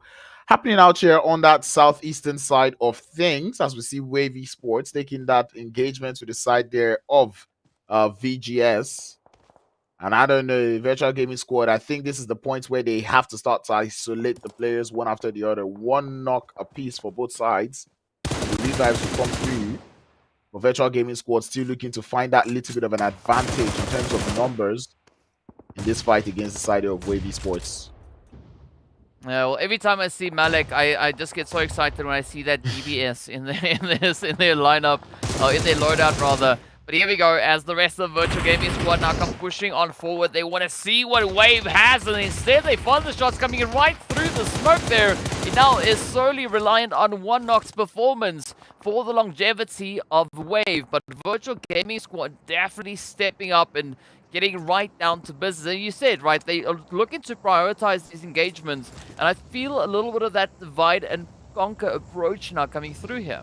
Yep, and I like the fact that they were able to isolate the players one after the other. Get a knock on the right, isolate the rights. Get a knock on the left, isolate the lefts. And that is just a nice way to end up this game. But anyway, it's going to be a barrage of grenade coming through from the side there of Smash Team up onto URUS. But the Buggy's got other plans. And the Mind Weapon does seem to be heavily involved in those plans as they will grab that elimination with open arms. Oh, but here we go now. URUS also still in a bit of a position here. They've got two players up. Now potentially maybe even three, but up comes Smash looking to just dash into the zone. But they will get denied entry as the shots continue to rain on down. And Danzo is holding on for dear life, quickly trying to bring themselves back into contention here. But it's going to be a very sweaty spot to play from as the nades come through. That is the end of the road. Yeah, and that is what I was saying about the way this zone is. There's so many compounds in the zone. So if you're not in any part that has cover, if you move any close to the center of the circle, you're going to get obliterated from every single part. And that is what the side of Smash Team, that is what they've just encountered out there. And I'm pretty sure every other person in the lobby is like, you know what? I'm just going to stay to the edge. Yeah, maybe the edge is the best call to make. Yeah, Timeout now also getting sent back. And here we are, down to the final 10 teams. It is a very, very tight fight down on that southwestern side with URUS and a VST with a little bit of that Ra'ad action just hanging in the wing. But Bisk are just holding on, trying to see if they can maybe outlast URUS here. And again, those mollies have been deployed. So this is the opportunity now for Bisk to push forward and get a bit of a jump in on URUS. But he's actually in a 1v2 situation, and the players there from URUS are very aware that they have company. Close grenades up onto base, and he definitely can see the grenades flashing in front of his eyes as he's just going to hold on to one corner. Definitely knows where they're coming from. It's a question of can he hold up. We do know Bisks to be one of those very excellent players on that squad VISTA. So this 1v2, maybe not too much of a trouble for him. Well, I mean, Rauf is in a compound, in a little shack-ish building, right? And we know what that means on Sanhok, but is it going to mean the same thing on Erangel as both players are running out? Nate in hand, bumping into each other. Unfortunately, the third-party play comes through to claim Bisk, but, you know, Rauf just narrowly escaping that one. And Ramsey already just getting down in the grass, like, please, please, no nades. I think it was bound to happen. With the amount of grenades that have been used so far, I think it's bound to happen to find two players actually trying to grenade themselves and then walking into each other whilst holding the grenade. Nah, talk about it. I actually thought one of them's grenade was going to take out both of them, but it did look like the cover fire from Ramsey did come in clutch at the perfect time. But looks like Hazem is ready to burn. Ooh. Come on, out it goes. Will it make that little gap? Oh, not quite yet, but good attempt coming through here from Ramsey. Hazem now also going to be trying their hand at a few utilities. Out it goes. Will it find its mark? It is getting close. Hey, it finds a little bit of damage, but not enough to take down Ramsey. Again, both players loading back up. Again, it is sent out. El Chapo now is down in the meantime. Marshall also is alongside Lazy Boy. And that is the end of the road for Ra'ad. Senke now super low on that health. And this could be White Boy maybe pushing in for the clutch. Yeah, that man definitely looking for the wipe. They already have the advantage, but Senke would be able to get his HP back up. 3 eliminations up onto Senke, which means he's got that momentum going in through. But White Boy trying to play it as careful as possible, waiting for his teammate to form up, UMP in hand. And he's waiting for that push. And I wouldn't actually advise that he goes up alone, but he's got it covered. Talk about a squad. Why? Well, that is why White Boy is called White Boy, because of exactly that. I mean, you know, having some crazy cojones right there, pushing in, taking down CRYPTICS. What a play. But of course, there's still one shot hanging in the wing, right? Virtual Gaming Squad not out of this match just yet. We still sit with 6 teams and 11 players remaining. But look at these elimination counts. I mean, the Mind Weapon sitting on 11. Virtual Gaming Squad sitting on 10 and just looking to rake in even more. Arab Golden now starting to try their hand here at URUS. And this is what we're saying about Arab Golden being that one team that really knows how to play the defense. They've actually played the defense in this compound so well, already holding up 5 eliminations. And with that knock up onto Wise, it's definitely going to increase now to 6. It's easily Arab Golden's game right now because apart from that 3-man squad of URUS, all they have to deal with is solos. Well, let's see where it is going to go. I mean, it's been quite some time until we've, you know, like, since we've seen this kind of play now coming through. But URUS could be losing their final hopeful. Rauf now in a world of trouble and nowhere really to move. As Arab Golden still clinch onto all 4 their players. Now utilizing the buggies as Broly now just comes rushing forward, looking for that play. Not going to be finding the first one. But if you miss one solo, there are still 3, 4 others hanging in the wing. Yep, we thought the solos were going to play spoiler, but they do look to be very quiet this time. Or maybe not, as Nosa would stand up to take the knock and the confirm. But now Arab Golden are aware of his position, but wanted with that elevation will take them out. One more solo down. And right now it's a game of hide and seek for Arab Golden to get their chicken. Yeah, but it could be that chicken now for Arab Golden in the bag, as they still have a strong representation coming through. They are holding on to the only hard cover within the zone. And I mean, now, just speaking of solos, it's easy claps, right? All they got to do is just hope that they can line up these positions beautifully. But it's going to come down to one shot, White Boy, and of course one lock as to whether or not Arab Golden will be securing that chicken dinner. Yep. And I think all 3 solo players just have to come to an agreement, probably have a little short meeting. Okay, guys, here's how we're going to go about it. A couple of sacrifices will be made. but we have to look at the collective good of not making Arab Mm. Golden get this chicken dinner. But it does look like one shot would be the first in line when we start to talk about sacrifices on these solos, as Arab Golden looking frantically for that Oh, man. Grenades would be landing, HPs would be getting chunked up, and more grenades, one more quality. Do you have it? wow. I mean, it's getting pretty close. I mean, the accuracy here from quality just reaching across the edge there, getting so close. But one shot, using the opportunity to put a little bit of a gap in between themselves. I mean, White Boy, one knock, also just hanging on the wing there. But no one really getting spotted out just yet. I don't know. I one shot. I wouldn't stay in a buggy or in a vehicle. We know how the vehicles love to jump around these days. Especially today, we've seen a whole lot of vehicle action, exploding all over the place. So I don't think you want to be in there, but it's all solos. One thing that would be very interesting is if the solos now eventually take out each other, because we already see one knock looking to be very close to Wipe Boy. Well, I mean, that's not really entirely off the table, right? We've we've seen these teams being capable of so many different things, and of course, the zone has now just centered up on that no man's land. And one knock, looking for the opportunity, spots out Uh-oh. one White Boy, and down they go. It is down to two solos contesting Arab Golden for a potential winner chicken dinner. Oh, but look at that Broly now venturing out and picks up the final player there. One shot, off they go. Now one knock. Going to be holding strong. And I mean, there's no longer any opportunity for one-on-one action. Yep, definitely has to be a 4v1. Broly has a sheer idea of what is going on behind that tree, as we see him sending and launching those grenades onto that direction. And the drive-through would be what they're looking for. One knock does look very hopeful though, but I don't think there's so much he can do out here. And I don't know, if I were to be one knock, probably deny them the points. Try to fight for your life. He is in the blue, so he's looking to deny the points, and indeed he will deny the point, as our Golden, they have been cooking all day long. They've actually had it coming. Beautiful defense, beautiful attack. What was left was a beautiful winner chicken dinner, and they would eventually get one heading into the final Erangel game of the day.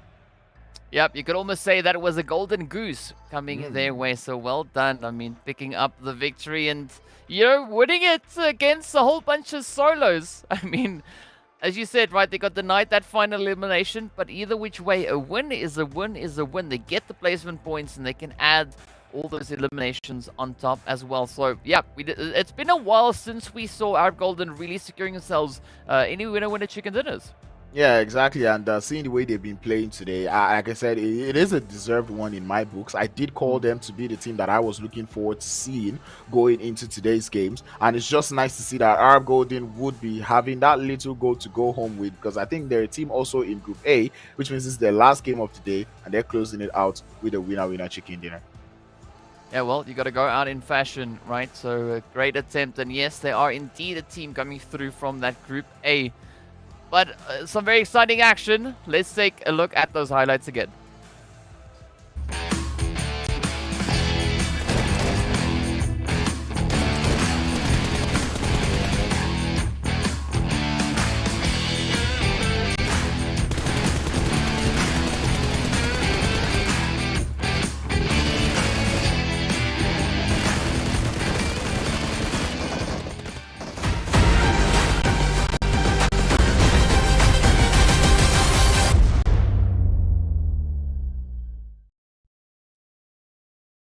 Alright, so that was our final Erangel for the day. As we know, up next, we are going to be venturing over into a little bit of Sanhok action. But before we get anywhere close to that, we also then need to take a look and see how many points our teams were able to secure coming through in this very last Erangel. And of course, we've seen those chicken dinners come out. We've seen the teams really trying hard. And look at these figures, right? The Mind Weapon on 11 eliminations. Virtual Gaming Squad doubling down with 10.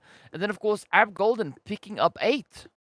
Well, Arab Golden, maybe not the best of elimination points, but still 18 points in this game is actually wonderful to see from them. Virtual Gaming Squad, it's about time that you started putting points up on the board. 15 points total from this game. Nice to see. Matter of fact, this top 4 I'm really happy to see.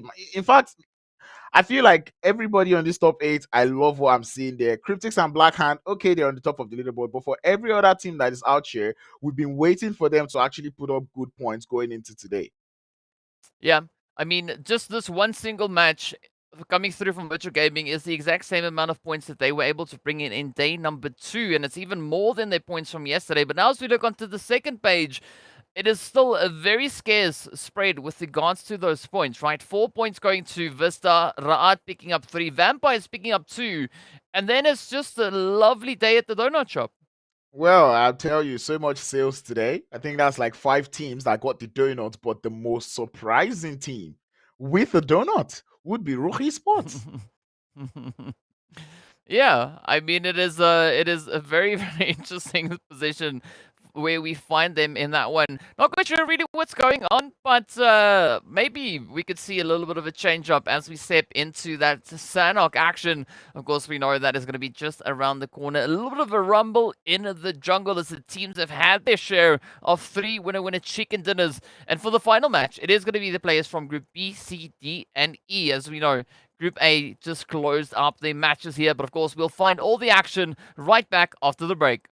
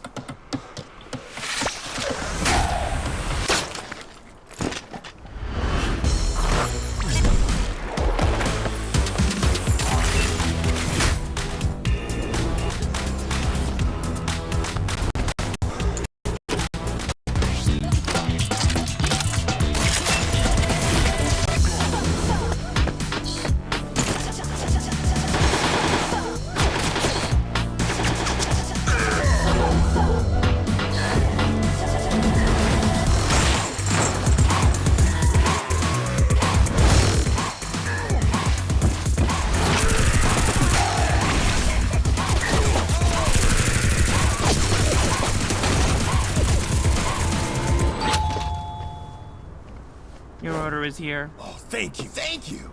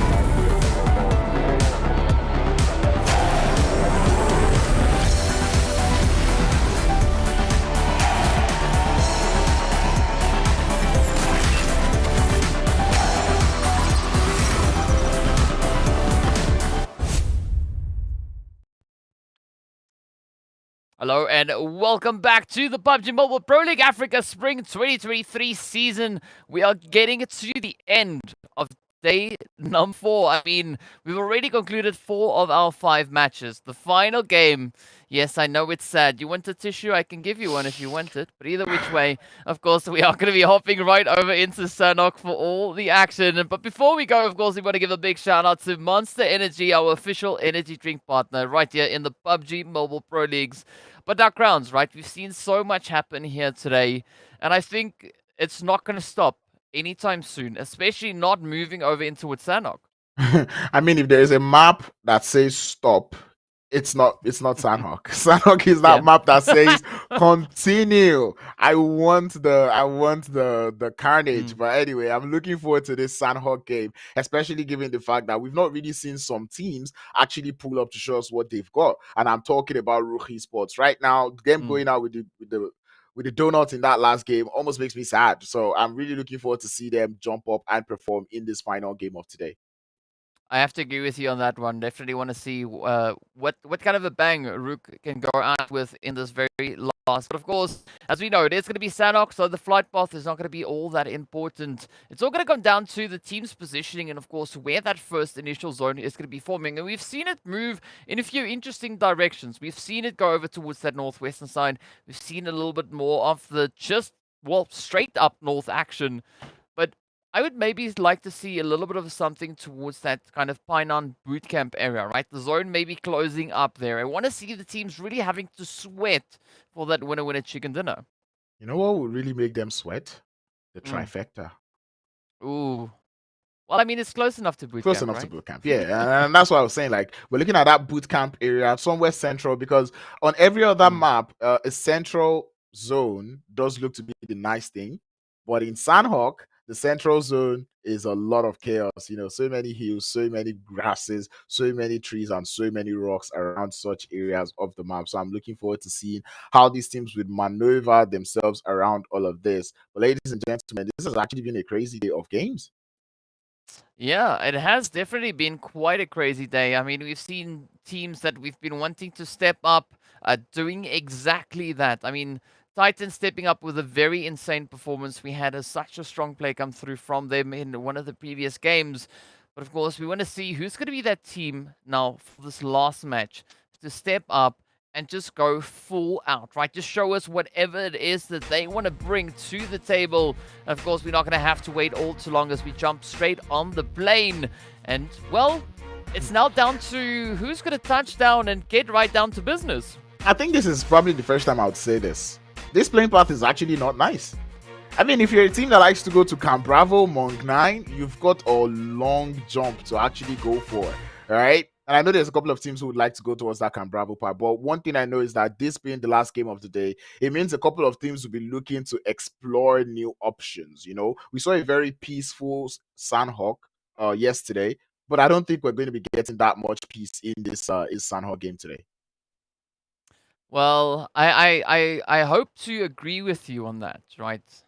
I hope that is exactly what we're going to be getting. Of course, we can see our top eliminators on the side of the screen, and it is close, right? Only one elim separating Koa from P6 to Zuxi. I mean, it is a pretty tight and contentious play, but when you get to the headshots, it's pretty much even between Koa and Rami, with Gaddafi also bringing in some pretty strong numbers. So, I mean, these players, they just keep on bringing in some very, very tough performances. And looking at what we've got down towards Paradise, things could get quite spicy there, but it is going to have to move all the way towards that southwestern island. And now, Painan, I think, is going to be prime real estate as well as that northern bridge. Yep, I look forward to Painan actually being that place that has so much trouble. Timeout once again having a tough time in the early phases of the game. This time they're going up against RUKH Esports as Pusher is able to get one knock onto the side there of onto the side of Azard, and that man being one of the top fraggers of that team timeout.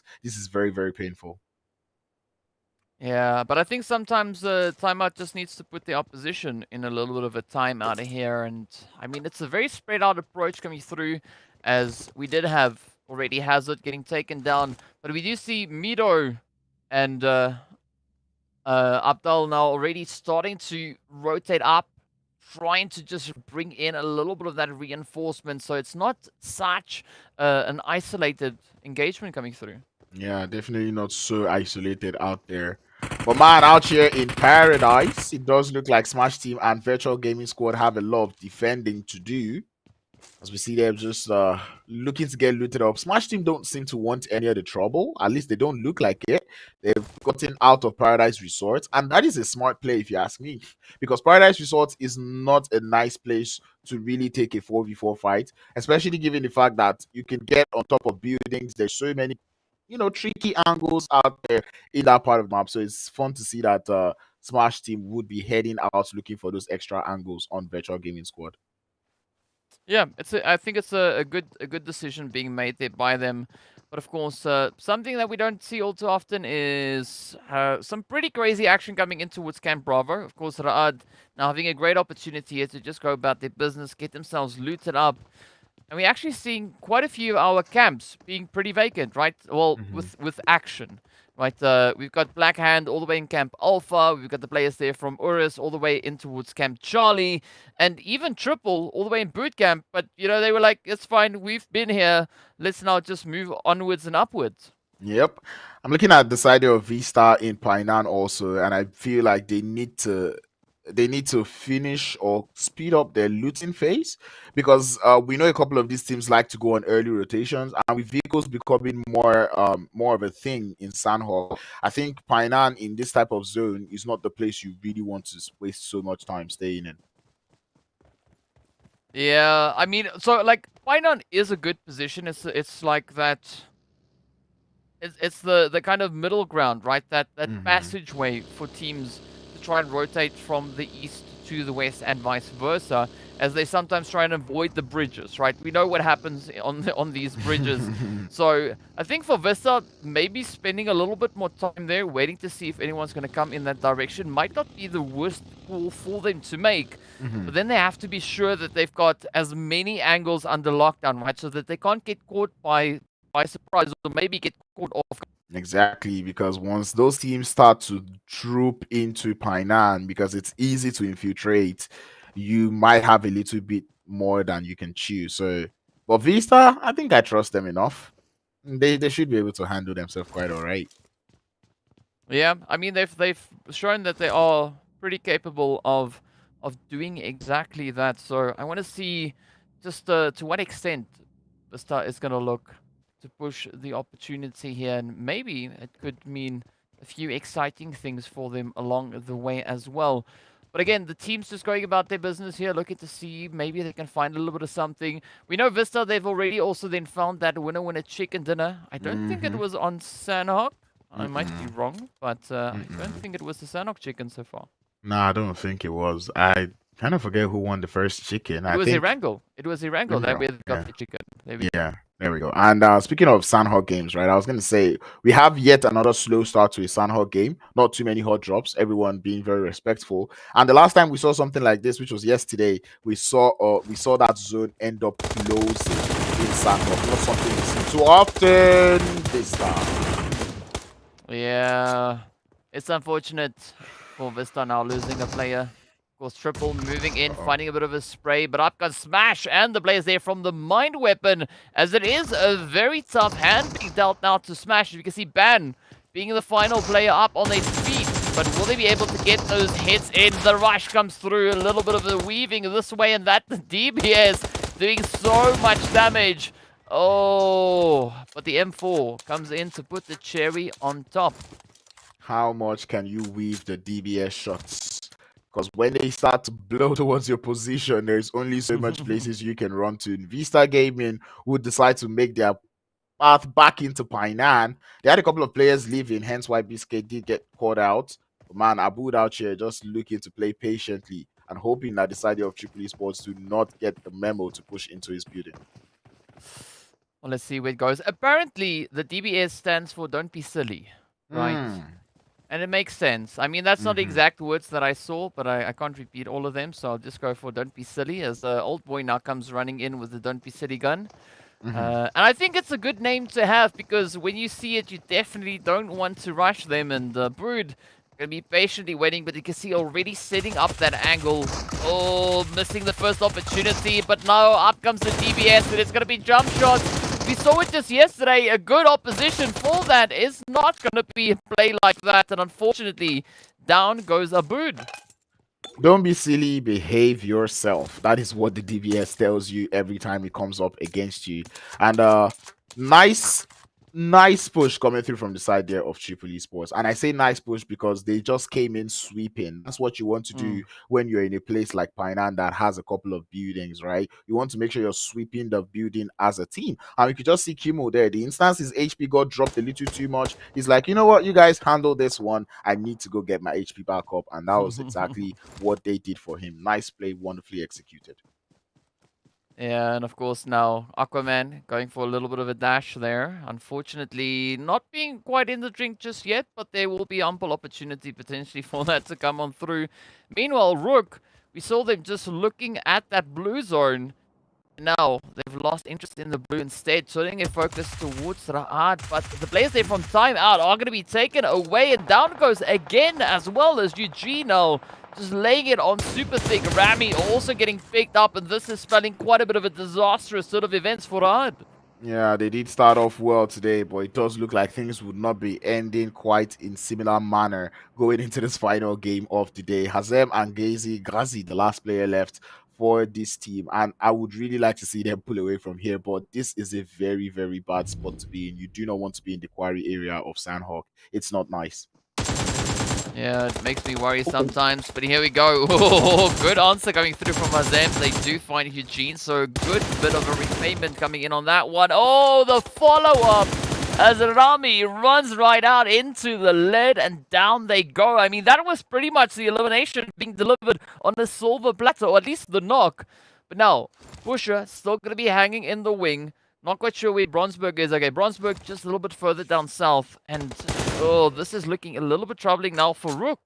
Yep, very, very troubling for RUKH. Matter of fact, I'm pretty sure RUKH are very, very troubled at this point because it's the quarry. You know there's two players hanging in somewhere, which means moving out of there is a task on its own. And RUKH, they're not looking like they want to leave here anytime soon. They want to claim all of these eliminations to themselves. Well, let's see whether or not they'll be able to accomplish that, as Ghazi now just moving to get themselves a little bit closer to that zone, but don't want to tempt fate. Fortunately for Ghazi, there's a big pillar in the way, so Pusher rather, can't see them. So they'll, at least for the time being, be able to make a bit of a repositioning. But now let's see, where's it going to go? Because Vampires also just come rushing on by. But look at the trigger discipline being brought through here by Rad. Yep, you know there's one team you're still going up against. You do not want to lose your focus going into the rest of this fight. Hazem does make a little move up the top of the hill. Pusher is able to spot that move coming through from him. But like you said, the trigger discipline coming through from both teams, nice to see. It's a question of how long can they drink that blue zone for. Yeah, and too much of a blue thing is not that good for you. And of course, that zone is going to be closing up, taking yet another shift. But center zone is, for the time being, shared by Triple, the World of Battle, and URUS. So curious to see who will have the favorable setup. And it is going to be URUS. And now they need to just hold on, right? Because they are going to be tested and tested as the teams now come just funneling up in towards the zone. But first up is going to be the Mind Weapon going toe-to-toe here with Backhand. Yep, and that is happening. Where do you expect it? Just up on the north of Painan. As we see, many teams would really like to use Painan to get into the circle, and both teams trying to do that, getting them into this engagement that they find themselves in. But now a bit of a standoff still taking place here. That funnel point is going to be a little bit of a risky point as well. Oh, look at that. The bait just playing out so phenomenally, but Plaza is also going to be found out, and this is now where things take a little bit of a turn. Both teams still having to get themselves resituated back in towards that zone. As you can see, some pretty hard focus being brought in here as the teams continue to push forward. But will this now be the opportunity for Blackhand to get themselves into some good standings within the next phase? Yeah, I hope so. They're actually waiting for the side there of the Mind Weapon to make their move because they understand that that team has to get into the circle. But they've got one player left in Zar to hold down the fort. 2 first aid kits, which means even the heal strat, which is not possible, would be further not possible for him.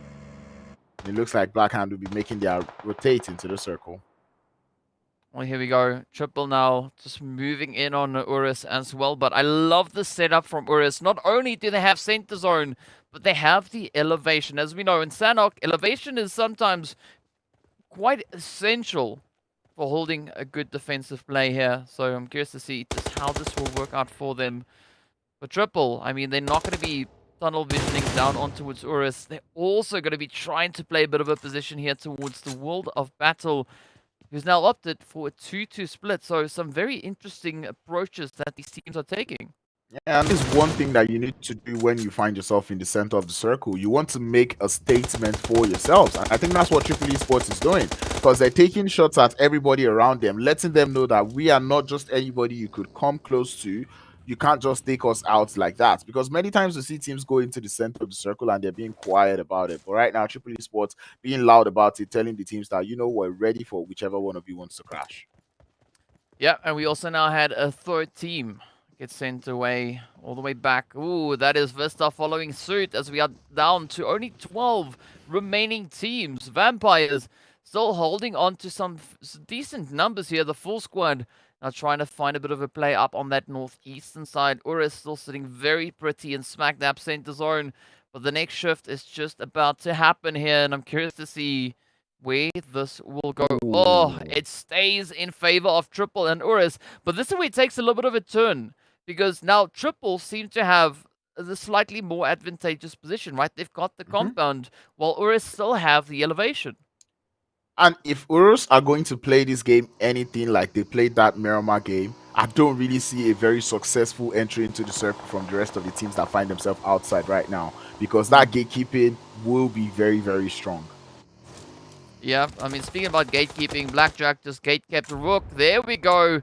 Blackjack gatekeeping virtual gaming squad, and this is now just looking to be a very contentious edge of zone. But Blackjack also still in a position where they need to try and cross that gap. Lag going to be trying to at least hinder that rotation, so they don't get into the zone all that easily. But Vampires taking the plunge, moving into the compounds. I mean, look at Black Hand also getting themselves situated in a little bit of that hard cover. But there we have it. The Vampires now finding the angles on towards Blackjack. Yep, and it was bound to happen. That bridge was looking too tempting for the side there of Blackjack Esports. And by the time they attempted to go to that bridge, definitely what they thought would happen also happened out there. But it looks like Greedy have found their way into the circle, but not without meeting URUS as they take down one of them. Well, there we go. URUS looking pretty devastating right here. Rhino, oh, managing to evade the initial shots, but down there goes Raouf. Just lock on to target. Weiss getting the confirmation in. And this is now just them looking to disassemble that position coming through rather from Greedy4Kills, but not down just yet. Right. Oh, look at this. Red Ox with a cheeky shot all the way up the hill towards Vampire. But Raouf now, oh, trying to almost lock in, managing to just miss that opportunity on the World of Battle. Yeah, and I'm very happy with the way URUS is playing this, and I hope they can maintain this consistency all through the end of this game. They have a very strong split in the center of the circle, and they are using it to their advantage, taking out pretty much anybody who's looking to come any close to them, and that is the play that we want to see from the team. Yeah, some great defensive angles being held here by URUS. I mean, you can see them still maintaining that spread, right? They've not yet condensed it. Black Hand and Triple, they've both occupied a few compounds along that edge.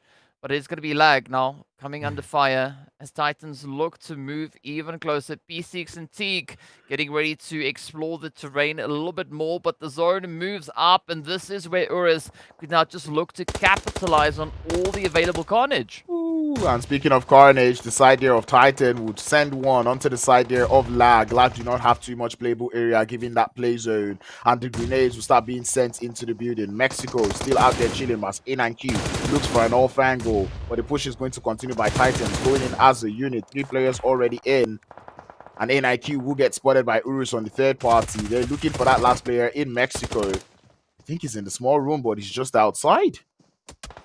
Oh, this is a very risky play. Mexico gets spotted. The shots rain in, and this is now the opportunity for Titan to come in and clear out that compound. But the third-party opportunities are still pretty rife right here. As you can see, URUS hanging in the wing. Blackjack also trying to bring in a bit of a contribution here, but things are looking pretty grim as it is only Zeke now running with the banner here. But this is the opportunity for Ramsey maybe to put a bit of a stop to the advances of Titan, and that is going to be Mexico now just getting traded up.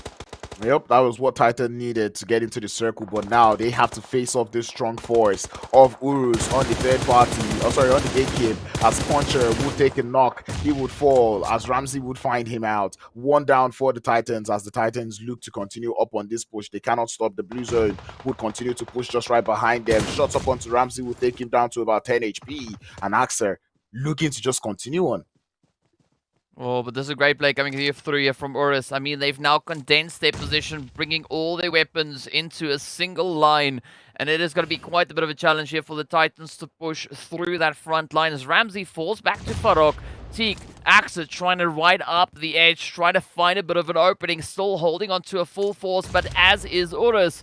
And it's all going to come down to this numbers game. Who's going to be able to find that first potential angle? Titan, they've got that blue zone just nipping at their heels, but if they venture a little bit farther to the north, it is going to be opening up that opportunity then for Triple to find a bit of the action as well. So this is a very risky play now for Titans. Yep, and they have to make very careful movements from here on out. The side of URUS not looking to stay too true to their gatekeep, which is not the best of play if you ask me, but that is just going to give Titans more space to push up. And we know what happens when you give Titans the space. They would use it to their very best.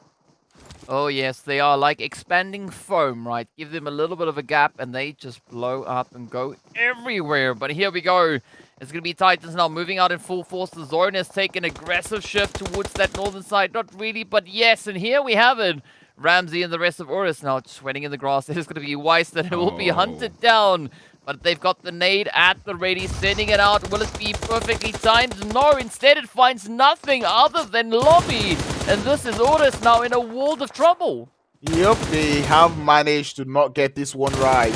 As Society of Titans will find the advantage. One more elimination will come up on the Titan as the trade has been initiated. But the Titans, they found a way around this gatekeep. Now they're looking to isolate Raouf as they continue up on this for Raouf will stand. Try to take some shots. He's going to fall down Teak. But that's not going to stop the Titans from moving. Ramsey up on the side. The shots would come through. Behind the tree, he tries to hold as Axel will continue. But the third party is imminent. And the side of URUS will be glad for that one. Puncher are going to be the last one left. Looking to just hold. Prevent that man from coming through. But the first would come through and the third party to send URUS back into the lobby.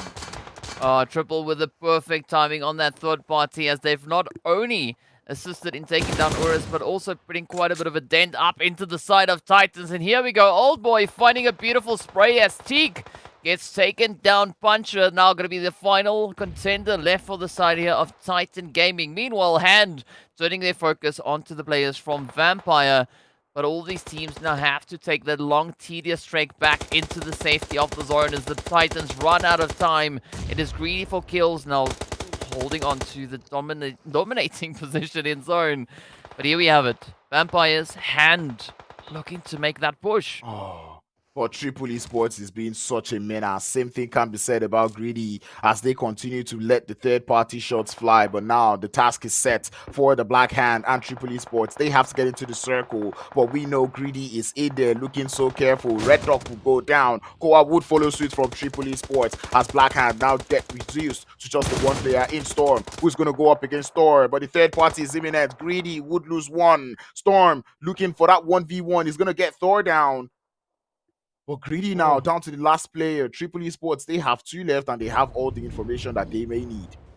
Oh, this is a 1v1v2, the fight to the finish. Old Boy now riding pretty high, sitting on 3 eliminations alongside Icy. And this is the duo that you want in your team, pushing through that last little bit of the zone. Because he's Storm now. Not in the most favorable positioning here, but it is going to be Greedy looking to apply a little bit of that additional pressure coming through from that northern side.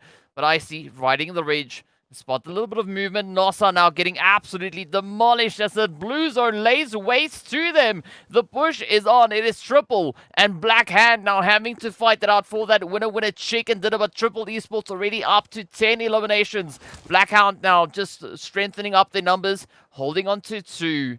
But where will this go? I mean, Icy and Old Boy, where are they going to look to take this one towards next?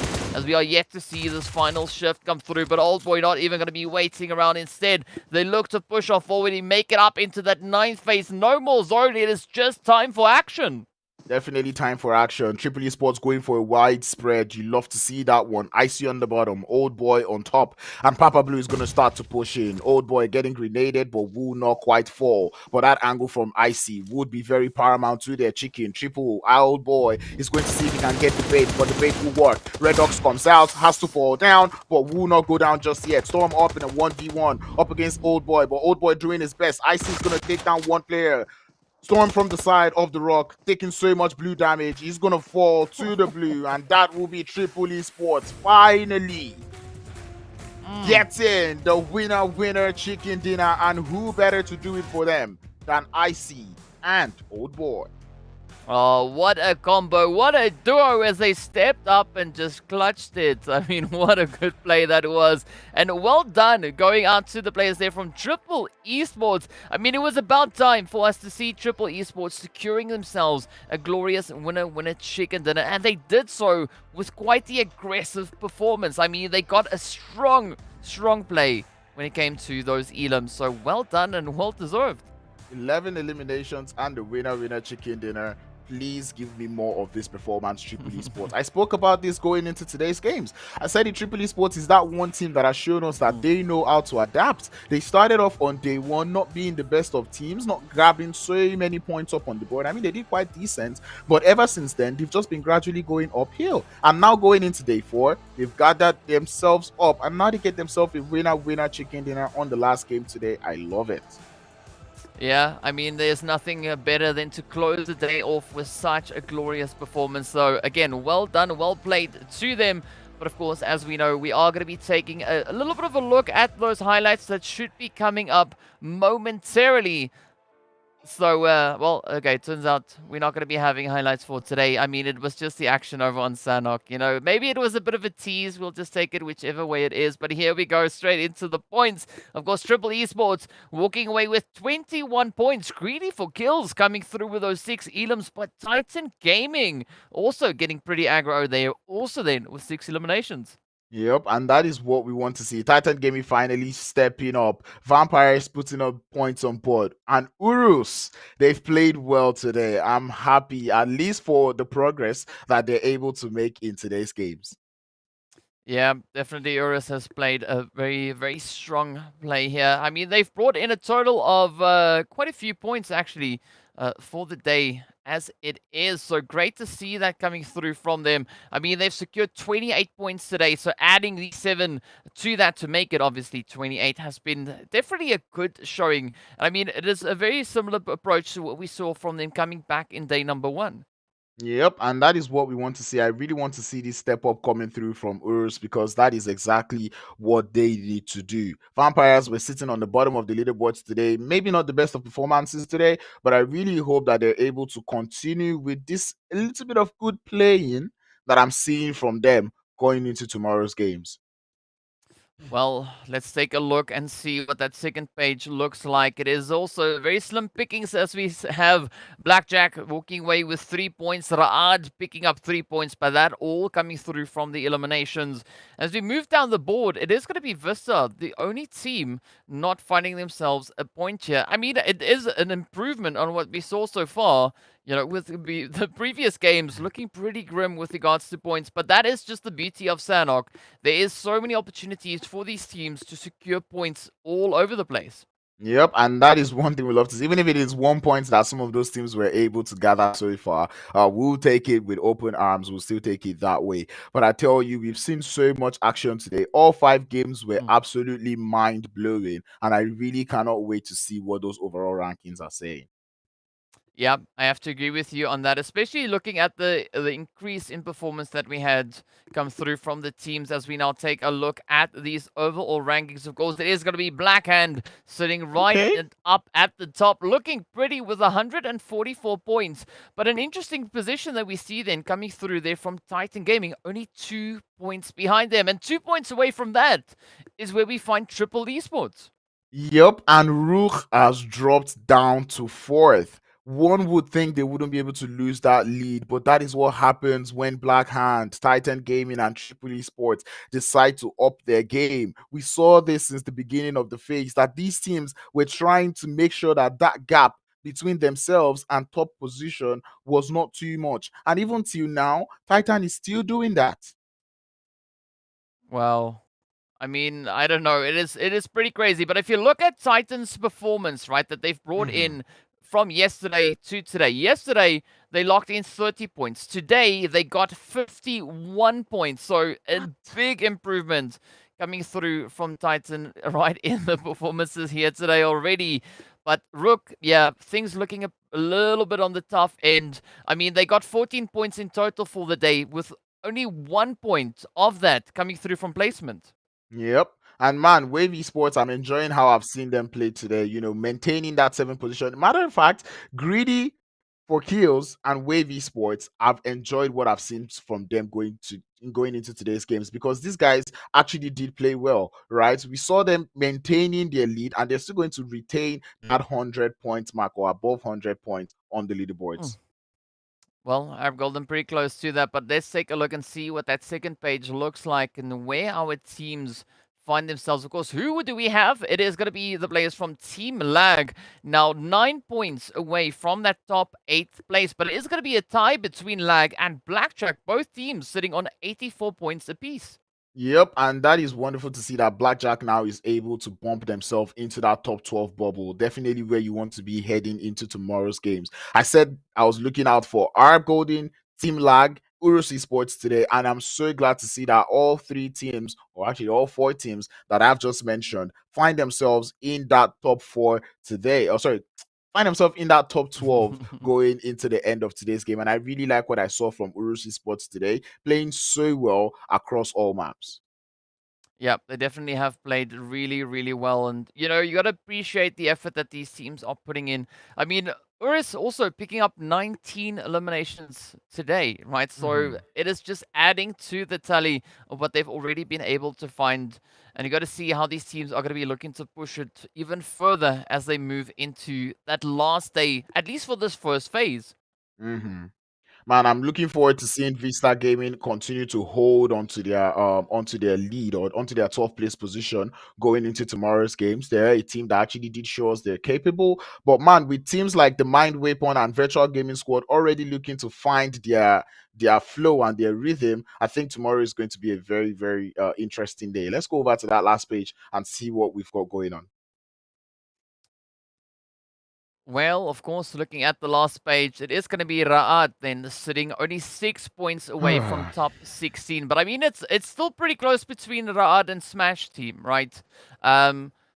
Unfortunately, Mo Esports, I mean, things are still pretty tough, and I mean, all we can wish for here or hope for is to see them finding that momentum, finding something that just goes click, and we can see that increase in the performance. But of course, Vampires, they've stepped it up today, right? Bringing in those 12 additional points, putting them up on towards 45. Yeah, when we look at this last page is why I start to say, like, this is why we were saying yesterday, you need to start putting up some points on board. We know that it is a whole phase, right? But still, you need to start putting those points up on board, because regardless of how much good games RUKH had today, and even Vampires going towards the end of the day, it still was not enough to bump them up the top of the leaderboards. It almost makes a good day for them look like it was a bad day.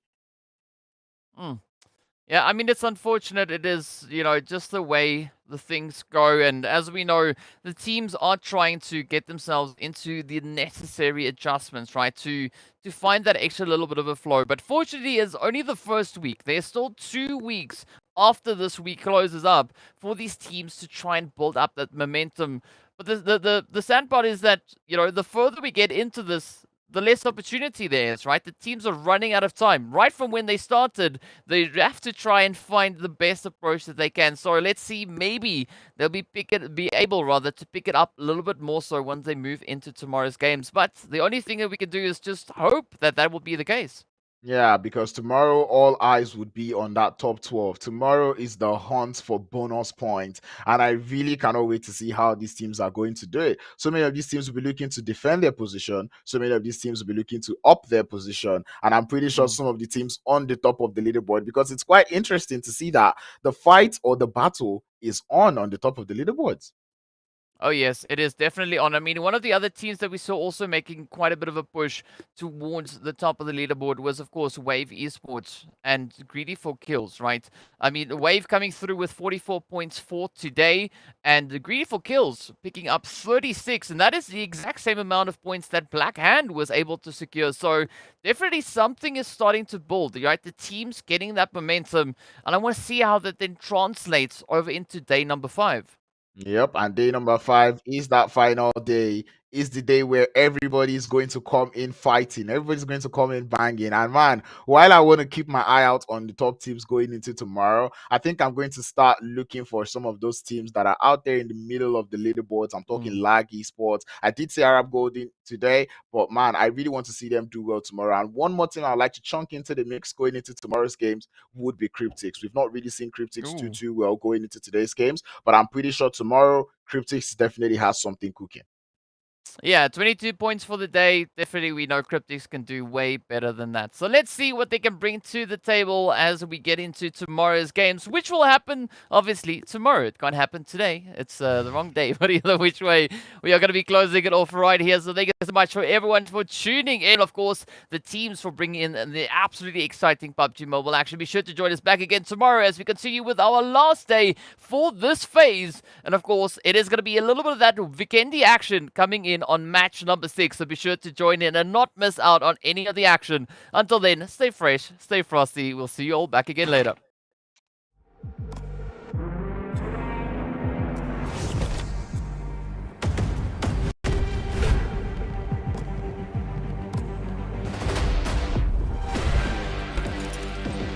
نجمة جالكسي غادروا من التايتن وخيول كازاخية انقضت من هناك وهنا أسد ينقض. نعم سباسيال مزيان يا مارشال مزيان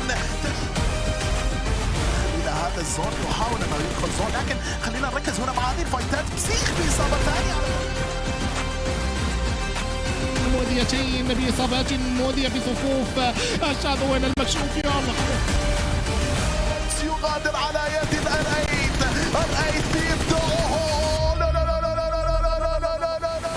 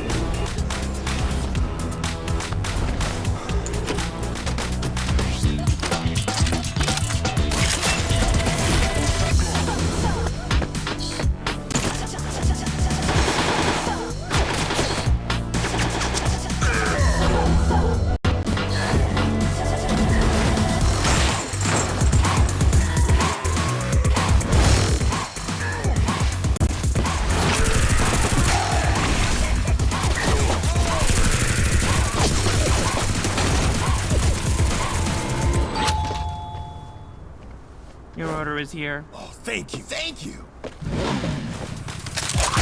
go, go, go.